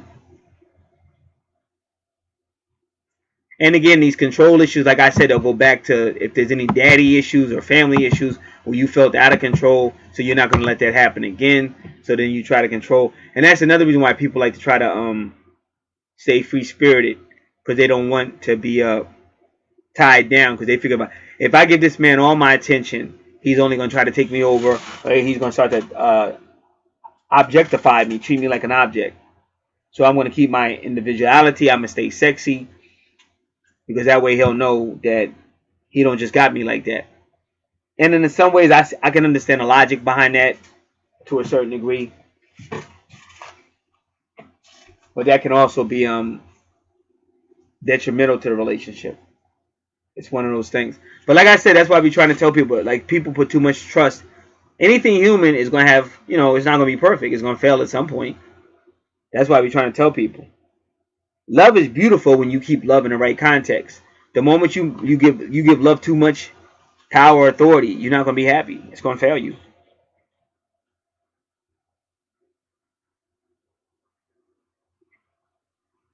So because Pluto is in your 7th house, it's always going to be rebirth, transformation, death and rebirth. It might be with the same person. It may be with a different person. But you do have to be careful of obsessions and controlling. And also jealousy. All this is coming from the 8th house. And Pluto rules the 8th house. It's all Scorpio energy, watery energy. Plus, a lot of times when you're dealing with it, it could be suspicious. I will say this, though. Scorpio is psychic. So sometimes Scorpio might be right.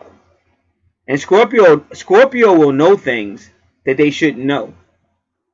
But that's that psychic stuff and the mysteries of Scorpio.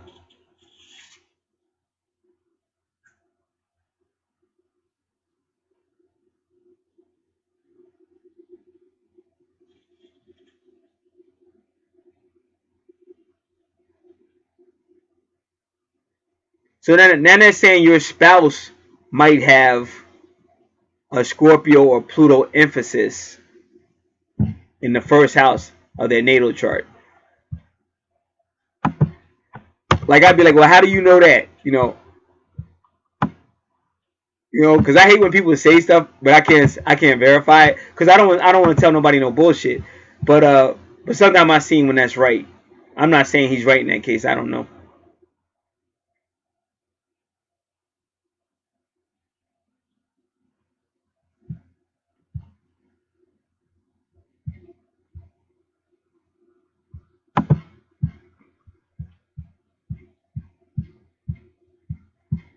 And just so everybody knows, the 7th house can be a marriage partner, but it doesn't have to be. It's just that the 7th house is more serious than the 5th house. The 5th house is just about dating and fun, or something non-serious.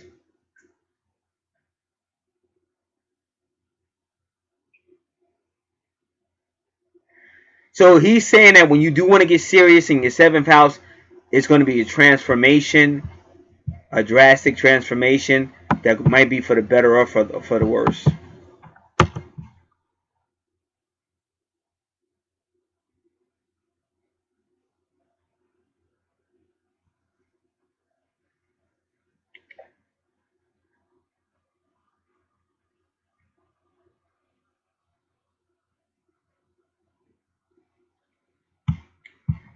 Now they said, remember, the 7th house is about enemies, and they said this type of person, when they're in a relationship, they'll see everybody else as a possible threat or a potential enemy.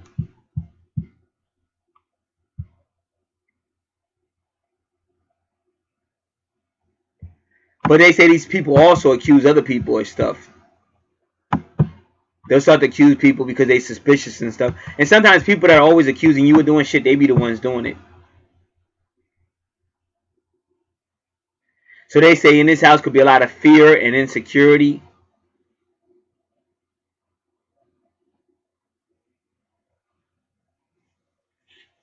So that's horrible though. Like if you've already had a horrible father experience, you don't want another one. So you have to make sure you're not doing that to somebody, but you also got to make sure they're not doing that to you.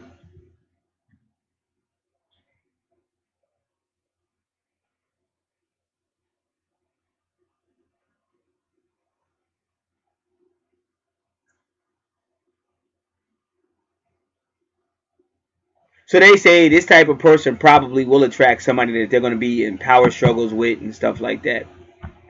So what happens in relationships like that? That's why I was trying to tell you, because these people are very watery, and that's why I'm trying to tell you. Sometimes these things happen because you might always be arguing with the person you're in a relationship with, but then if you're a teacher or something, if you have access to that child or whatever the case might be, the young person, you feel like, well, nobody's gonna know, and it's not gonna get serious, and boom, boom, boom. So that's kind of how I see it. How back in the day, women said, well, I want a married man because then he'll go home to his wife and I won't have to deal with him. But now, for some strange reason, they're saying, oh, I'll get somebody young because it's not going to be serious. So it's almost like the same reasoning. It's just for some reason it went that way.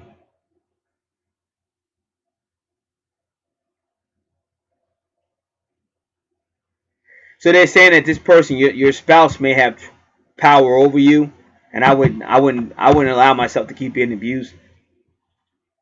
That's why I talk the way I do. I've already been through physical violence and stuff. See, for me personally, just me, I'm not speaking for anybody else, but I'm glad because it made me who I am. I'll die before I let somebody try some shit with me. That stuff ain't happening. So but people know that. That's why I said that's why I still got the job I got, because my boss saw that side of me. I will fight. Like I'm not gonna let anybody just play me out.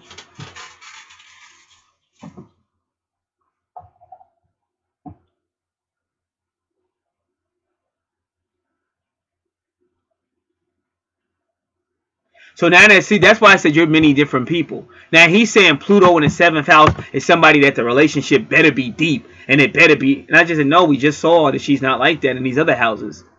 See my point? So what you already see. That's why you got that Uranus in your Libra, because Libra rules the 7th house. It's coming out of nowhere.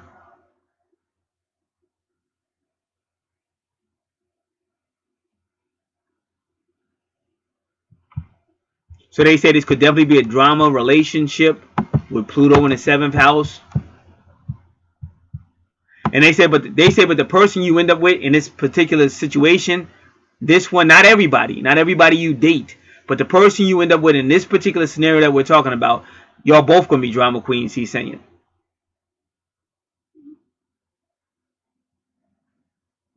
and that's another thing people do. That's what I'm trying to tell you. They get too caught up on a person.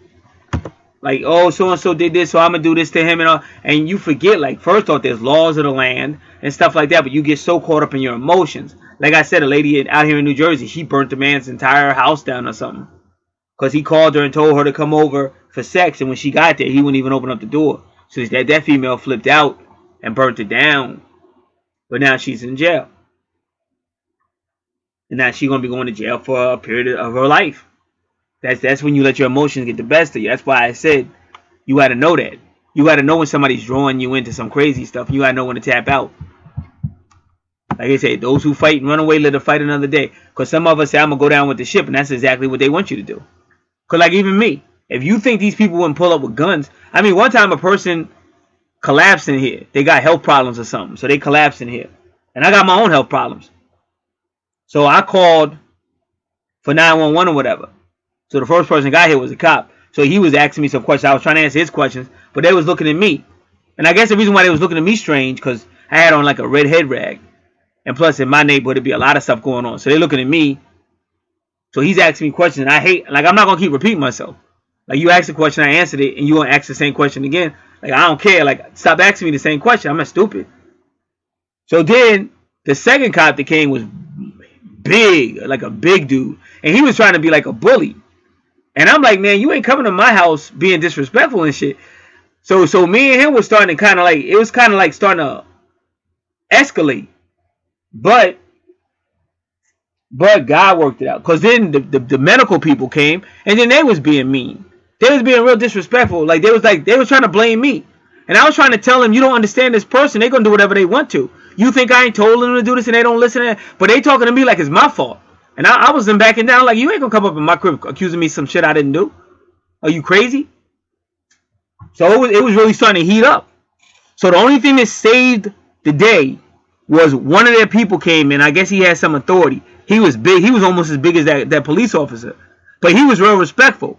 Like, he calmed everybody down and shit. Like, if that man hadn't came in, I probably would have got shot or arrested or something. And I didn't even do nothing.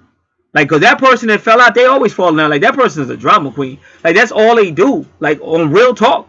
That's like right now they're not here because they're getting ready to go around the world again. Like, I know the person my whole life. I know the person is a drama queen. But because it's always going to be a hatred for the male and all this kind of crazy stuff. So I got to hear that crazy stuff.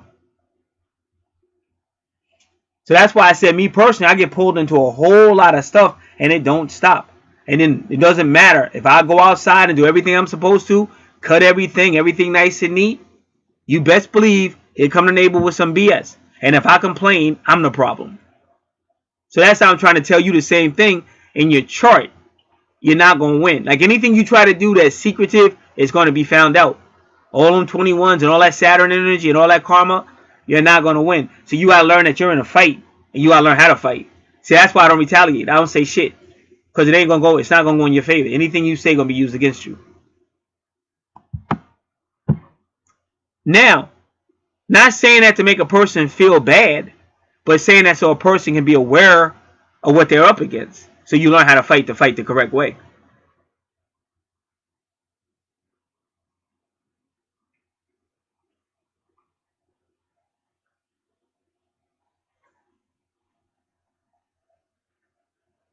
So again, you're going to learn all this. He said in that 7th house relationship, it's going to be revenge as well. And that is part of Scorpio Pluto energy. Because Scorpio can be very vindictive, very strategic. He said even small issues can generate retaliation, leading to a ping pong of destructive action. But I want to tell you again, guess who's really getting destroyed? You, not him.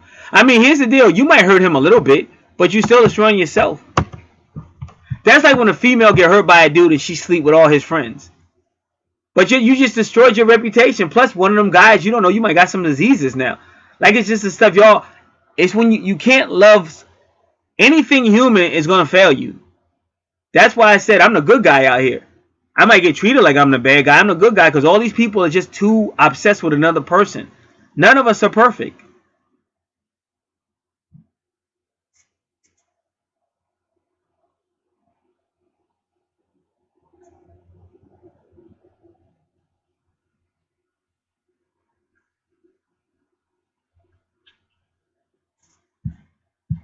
Now, they say when Pluto is placed on your chart in good aspects, it'll work out good. This will be a great transformation. It'll be a great whatever.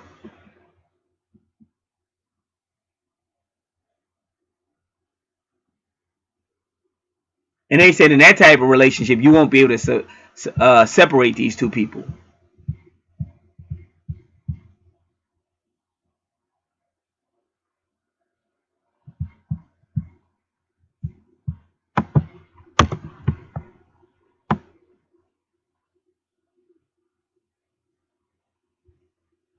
All right.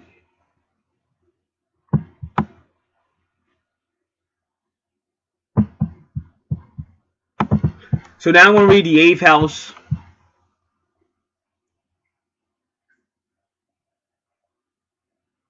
I mean, I'm going to read Scorpio, who rules the 8th house, because Pluto rules Scorpio.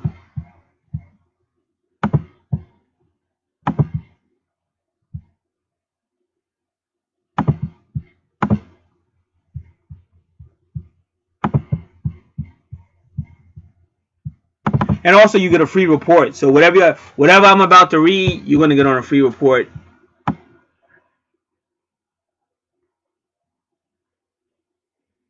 Because it's a lot of information. The 8th house, remember this is Scorpio energy, Scorpio or Pluto energy. So wherever you see the 8th house, Scorpio or Pluto on your chart, this energy is going to be there. Reincarnation, rebirth, twin flame, sexuality, intimacy, deeply committed relationships, inheritances, passions. I'm just going to say it now so I don't forget, if in case it's not on there. Power struggles, crisis, transformation, death, rebirth, wills. In other words, somebody dies and has a will, writes out a will or whatever before they die. Change of self, change of ways, change. Financial investment, the occult, physical abilities, psychic abilities rather, magic, metaphysics, esoteric stuff, hidden things, mysteries, jointly held things, taxes, debt, inheritance, shadows of the psyche, emotional intensity, intuition, joint finances, healing, esoteric information.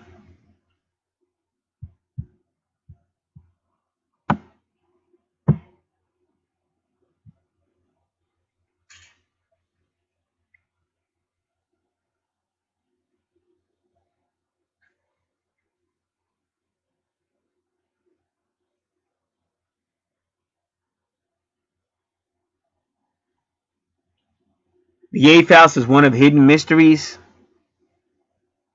transformation, death, but it's also death from rebirth. Deep, intense emotional wells. It tells you the secrets of the soul, but these secrets do not unfold unless it's over a lifetime. Also, where you see Pluto, a lot of times Pluto causes things to occur that you're not going to get an answer for. Like, why did that happen? Why did this happen? Why did that happen now? And you're not going to get an answer for it. Compulsive behavior, obsession, stalking, codependencies, primal entanglements.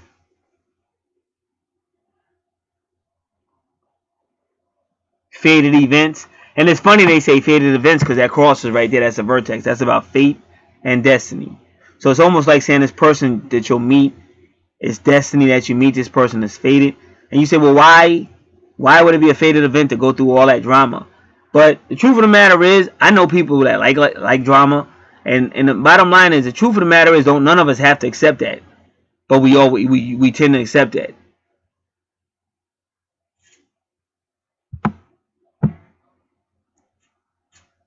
And that's why I say it's a whole lot of people incarcerated or worse because they chose to accept it. And then some people try to get away, but like I said, you heard what I say. Township won't do shit. These nut jobs have been stalking me for years. It's only like later on I began to realize it because I became more open to metaphysics and how this world really runs. But to be honest with you, them people have been stalking me for years. And I'm sure there's probably some type of past life soul connection with them. Because you got to wonder, how does somebody that don't live in your house cause so much freaking drama for you?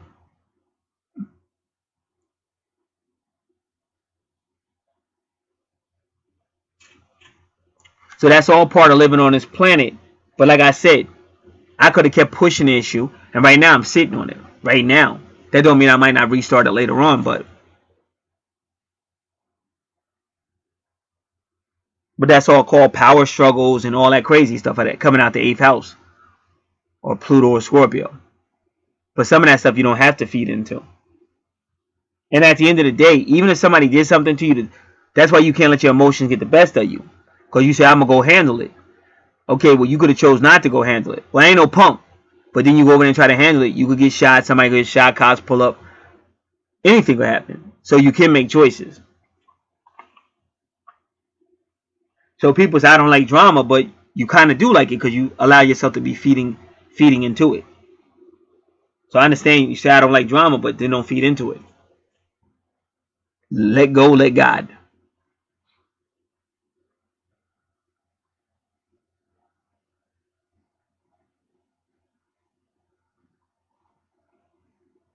So the 8th house is also about merging, and that's why you have Pluto in your 7th house, because the 7th house is about you merging with that other person. And remember, that could be a real relationship, but it could also be a business partnership. Any contract you're in.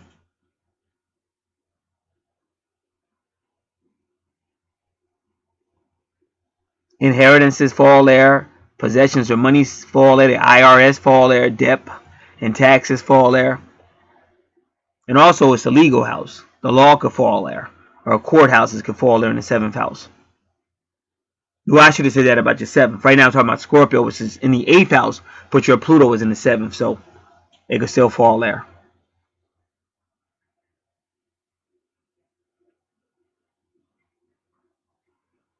Now, both Saturn and Pluto teach you lessons. Now, Saturn lessons are like this. Oh, well, you sped in your car, so now you have a ticket. But Pluto's lessons are way more impactful.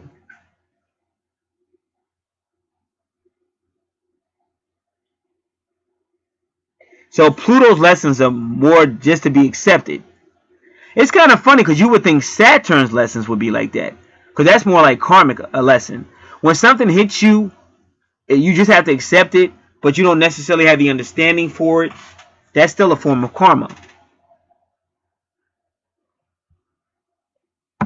So the 8th house, or Pluto Scorpio, or the 8th house, involves soul level change,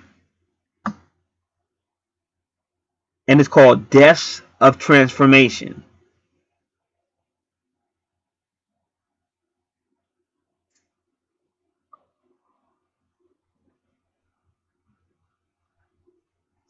So what's dangerously unconscious plays out wherever you see Pluto Scorpio or the 8th house.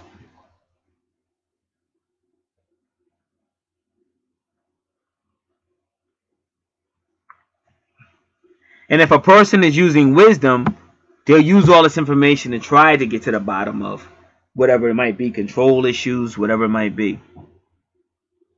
And there can be healing once the person uses deep probing. Because what you're trying to do in them days is find your personal demons. And that's what I'm trying to say in my case. When I saw I wasn't going to be heard, when I saw nobody gave a damn about what I was saying, there's nothing else you really can do. Because you're dealing with people that are going to keep lying. Now, they do have to worry about the afterlife, but they're not worrying about that right now. So it's nothing else you can do.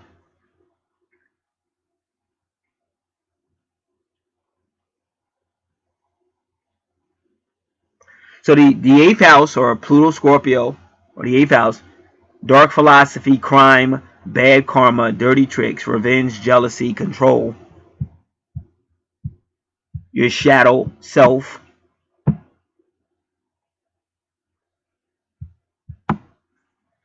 It's kind of funny.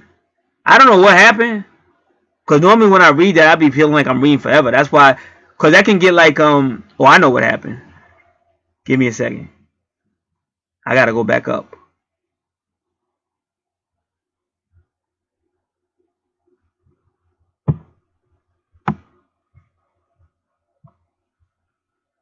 All right, here we go. It's a top part, and then it's a lower part. I was at the lower part. All right, let me just look this over real quick so I don't read the same stuff over.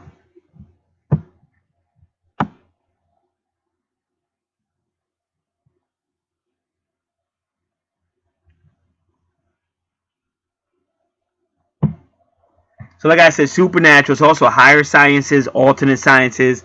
We already talked about manipulation, power struggles, manipulation, revenge. But it deals with entertainment, business, a business agent, an entertainment agent, karma, because that number 8 represents infinity or karma.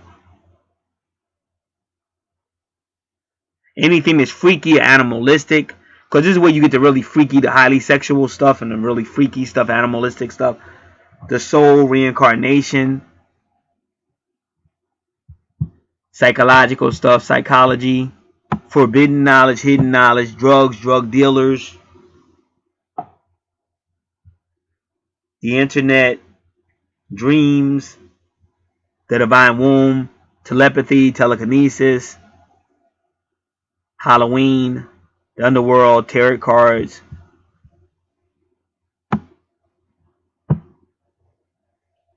So all this is going to be going on all those houses.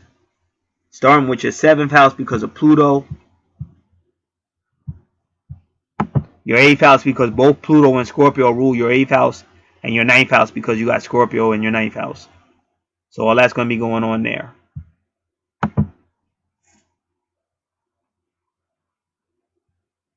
But again, if you want to be productive, like I said, that's why you would start, like, if you don't already have one, start your own YouTube channel, because you definitely got the healing ability, and you got a lot of power, you got a lot of gifts, and then you'll be helping other people heal too. And plus, like I said, how the archangels taught me, and that's how you do have income as well.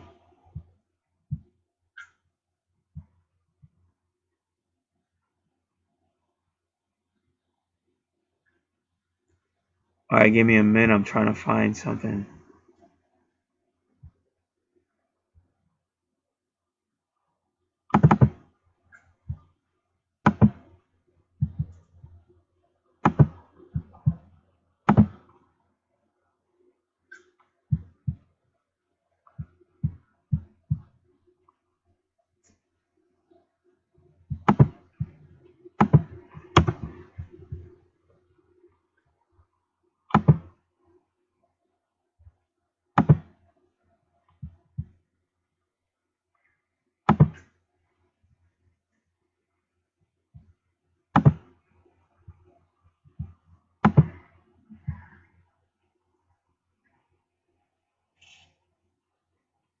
So that number 27 is playing a significant role on your chart, and that could be your twin flame. But all that means is that person is diplomatic. Like they're a good speaker, they're diplomatic.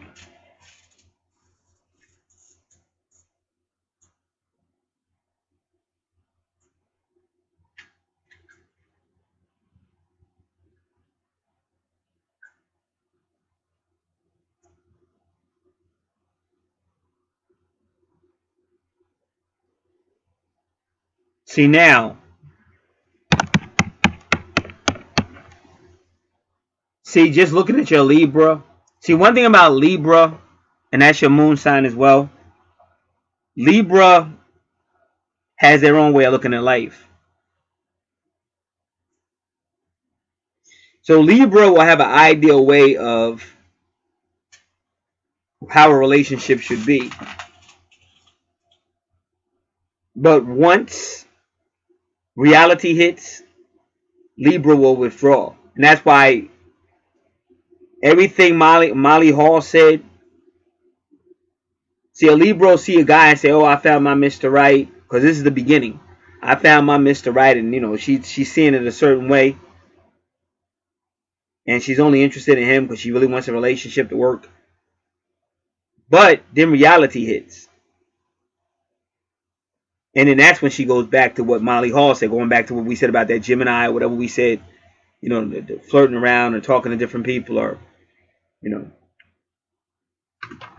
like I said, I told you about that movie. Now that young boy wanted to sleep with that teacher.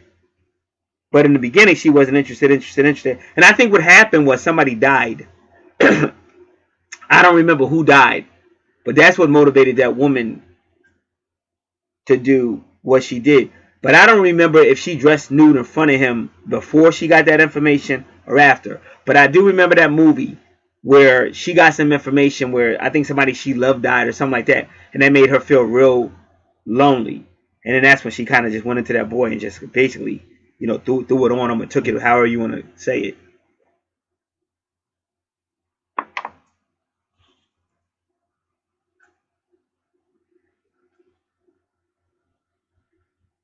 Now,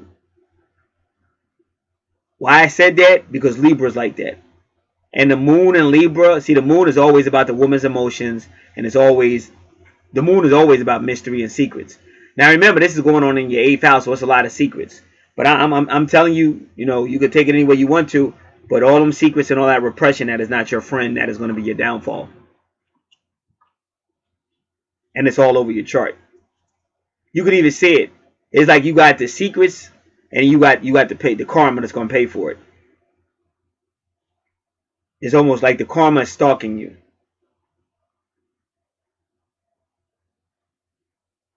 So Lilith retrograde, she's the same way. Lilith wants to be treated a certain way, and she's not going to tell you, and she also will feel a certain way. Like if she feels like you slighted her, she's never going to tell you, I feel like you slighted me, but now you're going to payback. So your eighth house is all about payback. From Libra being the way Libra is, from the moon also being very mysterious and keeping it all in, to Lilith retrograde, it's definitely about I'm gonna get you back. And then Uranus is just coming out of anywhere. It could happen at any time. And we already explained to you what's going on in the eighth house, because that's another internal house. So we just explained all that to you.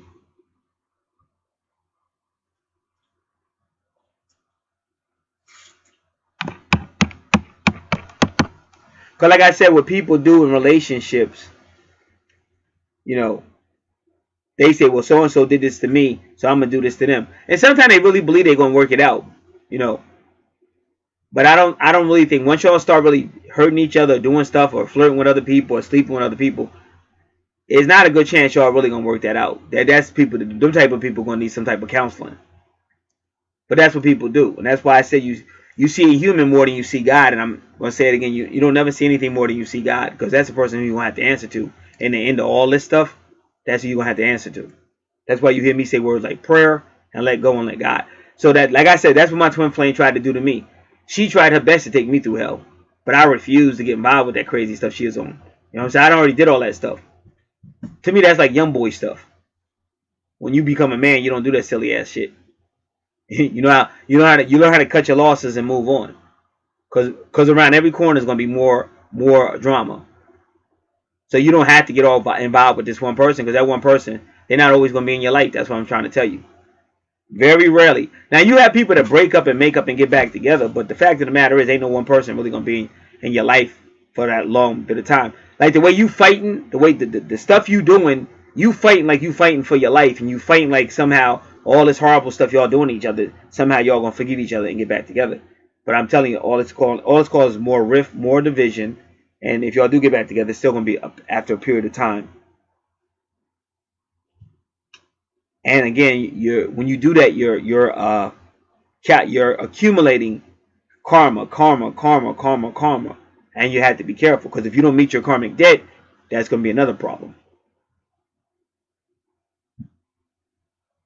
So that's what's going on in the seventh house because of what's there.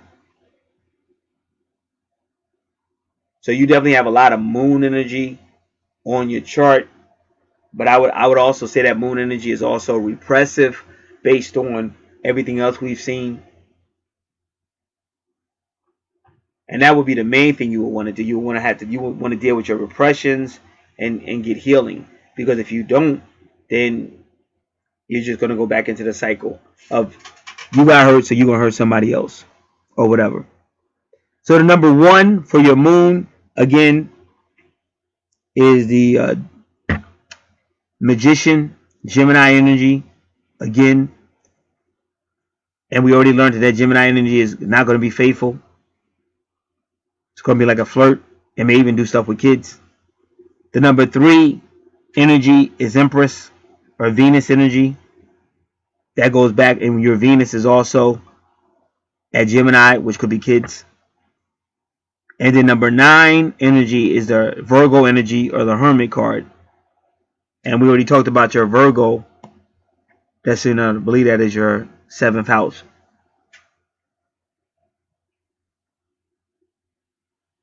Now, Scorpio in the 9th house. Remember, Scorpio, your 9th house is about knowledge, higher knowledge. But with Scorpio, there it takes on that 8th house appeal, or that mystical appeal. But it's also about foreigners, foreign lands, long distance. But it's also about in-laws, higher courts,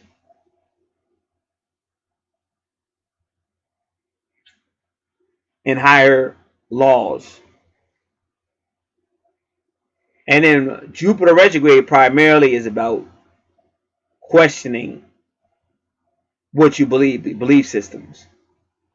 But again, a Jupiter retrograde person won't want to tell other people, because, like I said, in a past life they got persecuted for telling other people stuff, and that in this life they're kind of scared to do so. But that doesn't mean you won't do it. But it just means because of a past life you got that reserve. But you keep seeing that number 27, which, like I said, is that diplomatic. So that again could still be your twin flame or your soulmate.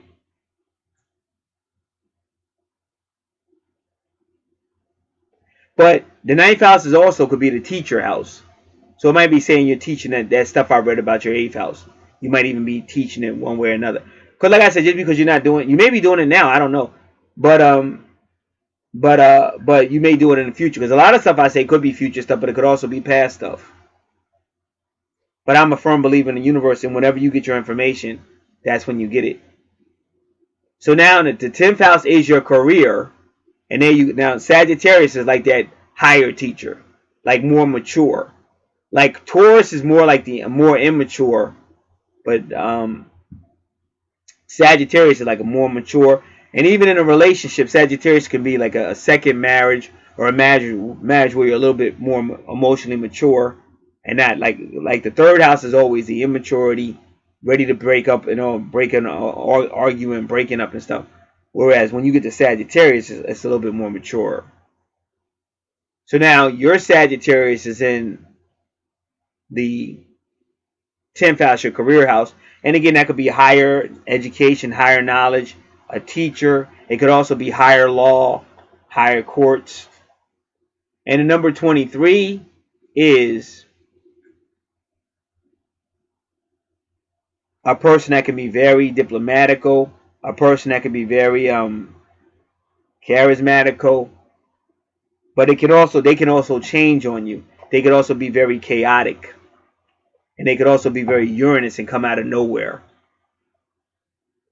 Now, Jupiter rules Sagittarius. So in both your 9th house and your 10th house, you also see good fortune or part of fortune in your 10th house. So that means in those houses you probably would have money. So you'll do quite well teaching and stuff like that, and people will resonate with you. And you probably won't make that mistake, but just got to understand human nature. Because people can be real temperamental and they won't like your tone, or they won't, if you tell the truth, they won't like. It was a female who was out here and I liked her. She called herself Shy. She would say, "My name is Shy with 3 eyes." Now I don't know if Shy is still out here, but Shy was an infat. So sometimes she would have problems with energy and stuff like that. And she would try to explain that to the people. And the moment she did that, they like kind of stopped using her. Like they stopped, her numbers went down. And I think she kind of left the internet. Because I know I go looking for her every now and then. And I can never find her. But that was the main reason why they fell out of supporting her, was because of that reason. So you could deal with people that are very temperamental. And if you care about stuff like that, it could really bother you. Me, I always felt like I'm going to do what I'm supposed to do. I'm not going to worry. I just put my trust in God. But a lot of people, they don't see it that way.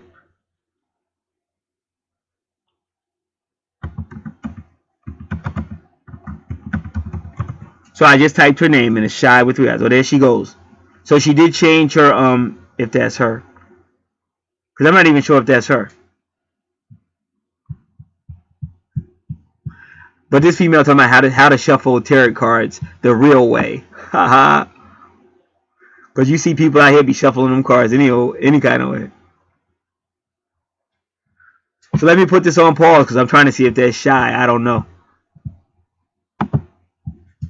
It probably is, but let me see. I gotta make sure. There's another female that calls herself the Ghetto Nun, and she got on the ski mask smoking a joint. I don't know if that's Shy. I don't know. I don't think that's Shy though.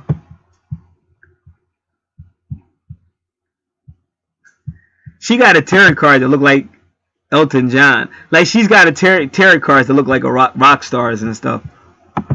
I gotta check both these people. I'll find out if either one of these is Shy. I'll be back. Yeah, so the one that calls herself the Ghetto Nun, that's not Shy. That's somebody else. Let me check out the other female. See, that ain't her either. But it's funny because they both wear hair rags though. Because the one that calls herself Nicole Intimate Wisdom, she reminds me of Shy. Because that's who came up. I said Shy. I typed in Shy, Shii, and I said tarot cards, and them 2 black females came up. And then over to the right, it's another chick that calls herself Pretty Boss. She calls herself the Pretty Boss TV. Tarot for beginners. All right. So I think Shy gone. So that's that. Like I said, that's why she left though. But you are dealing with a lot. Like you dealing with a lot. But that's why, like I said, I had to learn for me, and that's why, like in your on your chart, I'm telling you, I can see it on your chart. It's almost like you walking on like what you walking on. If you don't make it firm with what I'm telling you, it's almost like you gonna be going down. Cause it's almost setting you up. It's setting you up to get involved with all that drama and all that crazy shit, and then that karma gonna come and take your ass out. And also it could even be legal. So that's what I'm telling you. That's why I learned you just gotta let it go. Like you can't just keep battling, going crazy with these people, and going crazy with these people. And I put my trust in God. All right, I'm gonna put this on pause for a moment. Shy was like my favorite though. She was cool. She said, "Hi, my name is Shy with 3 eyes." She was sassy. She was just doing her thing, but she had that thing with empathy. Like she could feel too much energy, and it would scare her sometimes. And nobody understood. That's why I said I've been trying to tell you. That's what I'm trying to tell you too. All that serving other people, you can't do that. Them people ain't gonna be there for you. Take it from me. I did the same thing. That's why when I got with the Archangels, they told me exactly what was up. With anybody you dealing with, it gotta be just like in the township. There's ordinances, and usually, like if you obey the ordinance, usually it works out for everybody. It's only when people just put cans out whenever they don't feel like it, don't even check to see where the stuff done fell over all over. They don't even go check it out. That's what these people are like. You know what I'm saying? So you try your best to get a grip on that. And because these are hard-headed people, it's gonna be a warfare. But I can't all my days can't be worrying about these two idiots. You know, so I got other stuff to do with my life. So it's gonna be a battle. You're gonna win some, lose some, but you let it go. And I was just listening to this Infinite Wisdom, how to shuffle cards, and that's what she basically said. She said you gotta learn how to. You don't keep a grip on a card. She said you gotta actually loosen your grip, and she was explaining why she's telling you to do that. And that's how life is. You can't think you're gonna control everything. Like you gotta learn how to feel energy and stuff like that. Have good days and bad days. But like, for me, it's to stay prayed up. Nothing's more important to me than just having that connection with God. Because like I said, people are gonna fail you. I don't care your kids, and that's why a lot of times you think some people like back in like I came up when they would knock a kid upside the head. Like they trained us differently. Like if you was in a room with adults, you kept your mouth shut. You know what I'm saying? And it wasn't nothing to see a kid get knocked across the room for nothing, like for the most stupidest reason. But nowadays, you try something like that, it'll lock your ass up. So is as people grow, you learn. And now I learn. I just basically try to make sure my energy, the things I can control, that's mine. Then I'll handle that. But somebody else's energy, you can't do that because by you trying to show somebody how they should, it's not gonna happen. And the person could be messed up, but you trying to show them, then all of a sudden you become the bully. Then everybody don't nobody respect you. So sometimes you just gotta let people go their way. I got relatives. You just gotta let them go their own way. If somebody mess up or fall out, then they mess up or fall out. But if you was trying to help that person, now you become the bad person. But you wasn't a bad person. You're trying to help a person that got issues. So you can't help everybody. So that's why I said for Shy was feeling a lot of energy, and to me, it just got to her. And then when she was trying to explain to the people, and they wasn't here, they wasn't understanding or feeling her, that made her feel differently. So I think that's why she left. But you got to realize you just got to come out and do what you do. Trust God, and whatever going to happen either way. You know? And that's why I give Nanani a lot of credit, because Nanani is under a lot of pressure, and she's always been. But the difference between Nanani, she's kind of a fighter. Even if she doesn't want to be, she's a fighter. Because if Nanani wasn't a fighter, she would have been and went crazy. They've been effing with her for years. Like when I first got on YouTube, she was one of the first people I started listening to. That was a long time ago.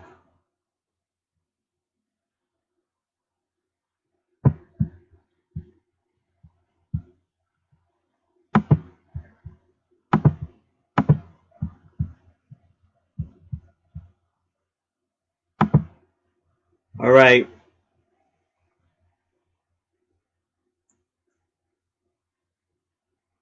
All right. So that's pretty much your chart. And this will be the end of another video. This will be like part 2. But we are going to do Sagittarius in the 10th house, just to get an idea of that.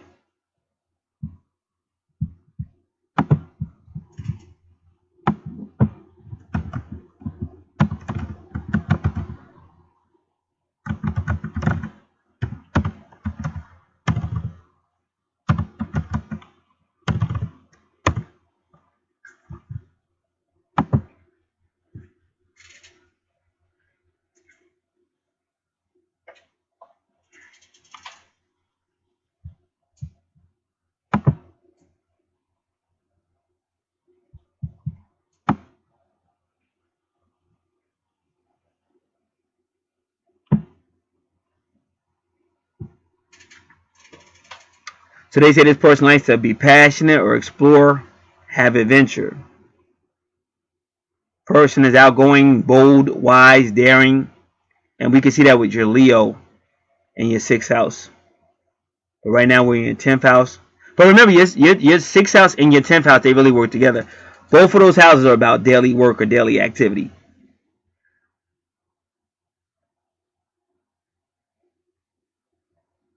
So you love personal freedom, personal growth, personal expansion.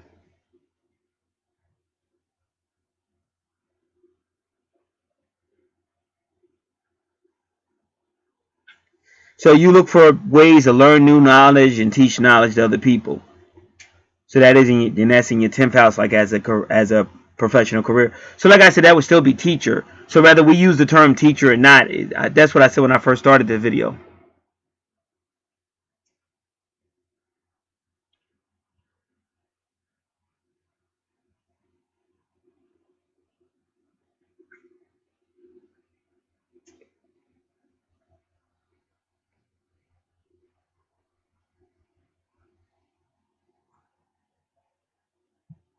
So they say Sagittarius in the 10th house will change jobs more often than any other sign of the zodiac.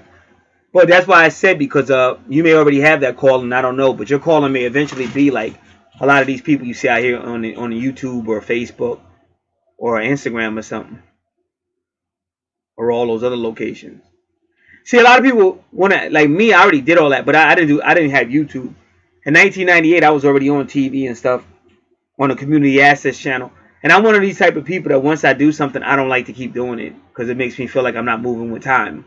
So even though it would be to my advantage to do so, I won't at this time. And plus, like, what I notice is too many humans are so quick to get on some other human's jock or jump on some other human's energy.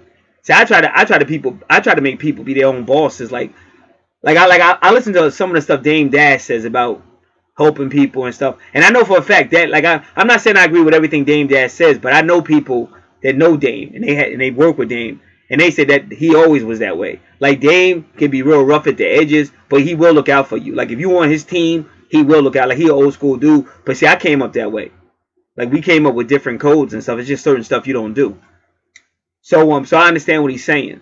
So me, and like a lot of people talk shit about Suge Knight, but for the most part with Suge, he was trying to help you with your career to a certain degree. Like a lot of people wasn't getting money until Suge got involved. Then Suge was getting money for him. And Suge just had his ways, but he was a typical dude. If you was scared, he was gonna bully you. That's wherever you go. Like, I go by myself. I don't never had no entourage. I've always been that way. Even when I was little, I was always in places by myself. I never had no fear, nothing like that. Ain't nobody put their hands on me or nothing. So if you scared, it's gonna happen.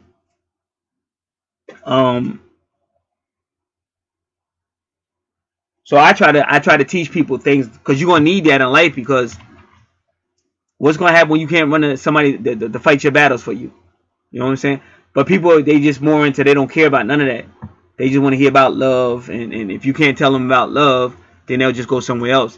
And that's what happened with Shy, because first they were supporting Shy, because Shy was real good, but like I said, she was just dealing with that infat, that energy stuff. And that is a lot of energy to take in with people. Like, I learned all that. Like, you got to have boundaries and stuff. Like, each person going to do it their own way. You got to do it your own way. Because sometimes a blessing can turn into a curse if you're not careful. And like with me, I knew that. Like, I've been around for a minute. So I knew God always come first. Whether you got a lot or whether you got a little, God always come first. That's the number one rule over here.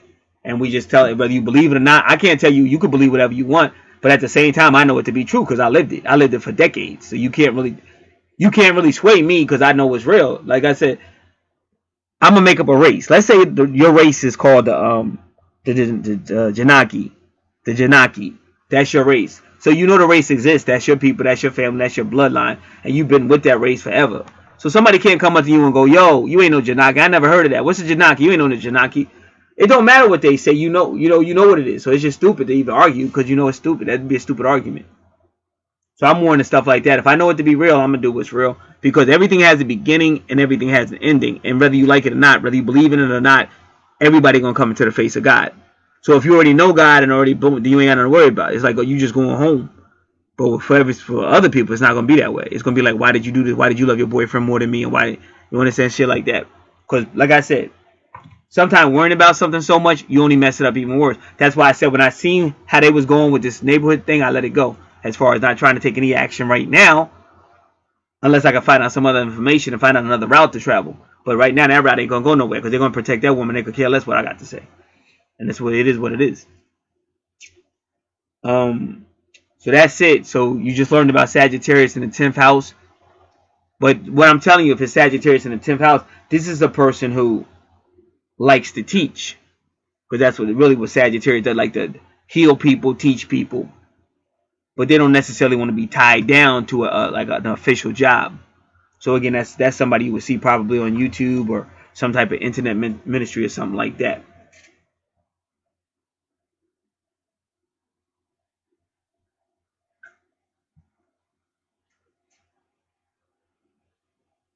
So they said that a Sagittarius in the 10th house is the professional wanderer.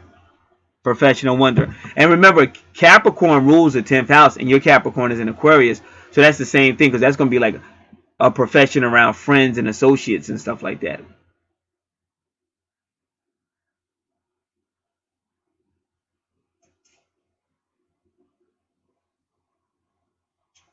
So that's it, like I said, for that chart over there. So in the next video, which will be part 3, we're going to go through his chart. It shouldn't take nowhere near as long as this one. And then we'll take both of these charts at the end of it.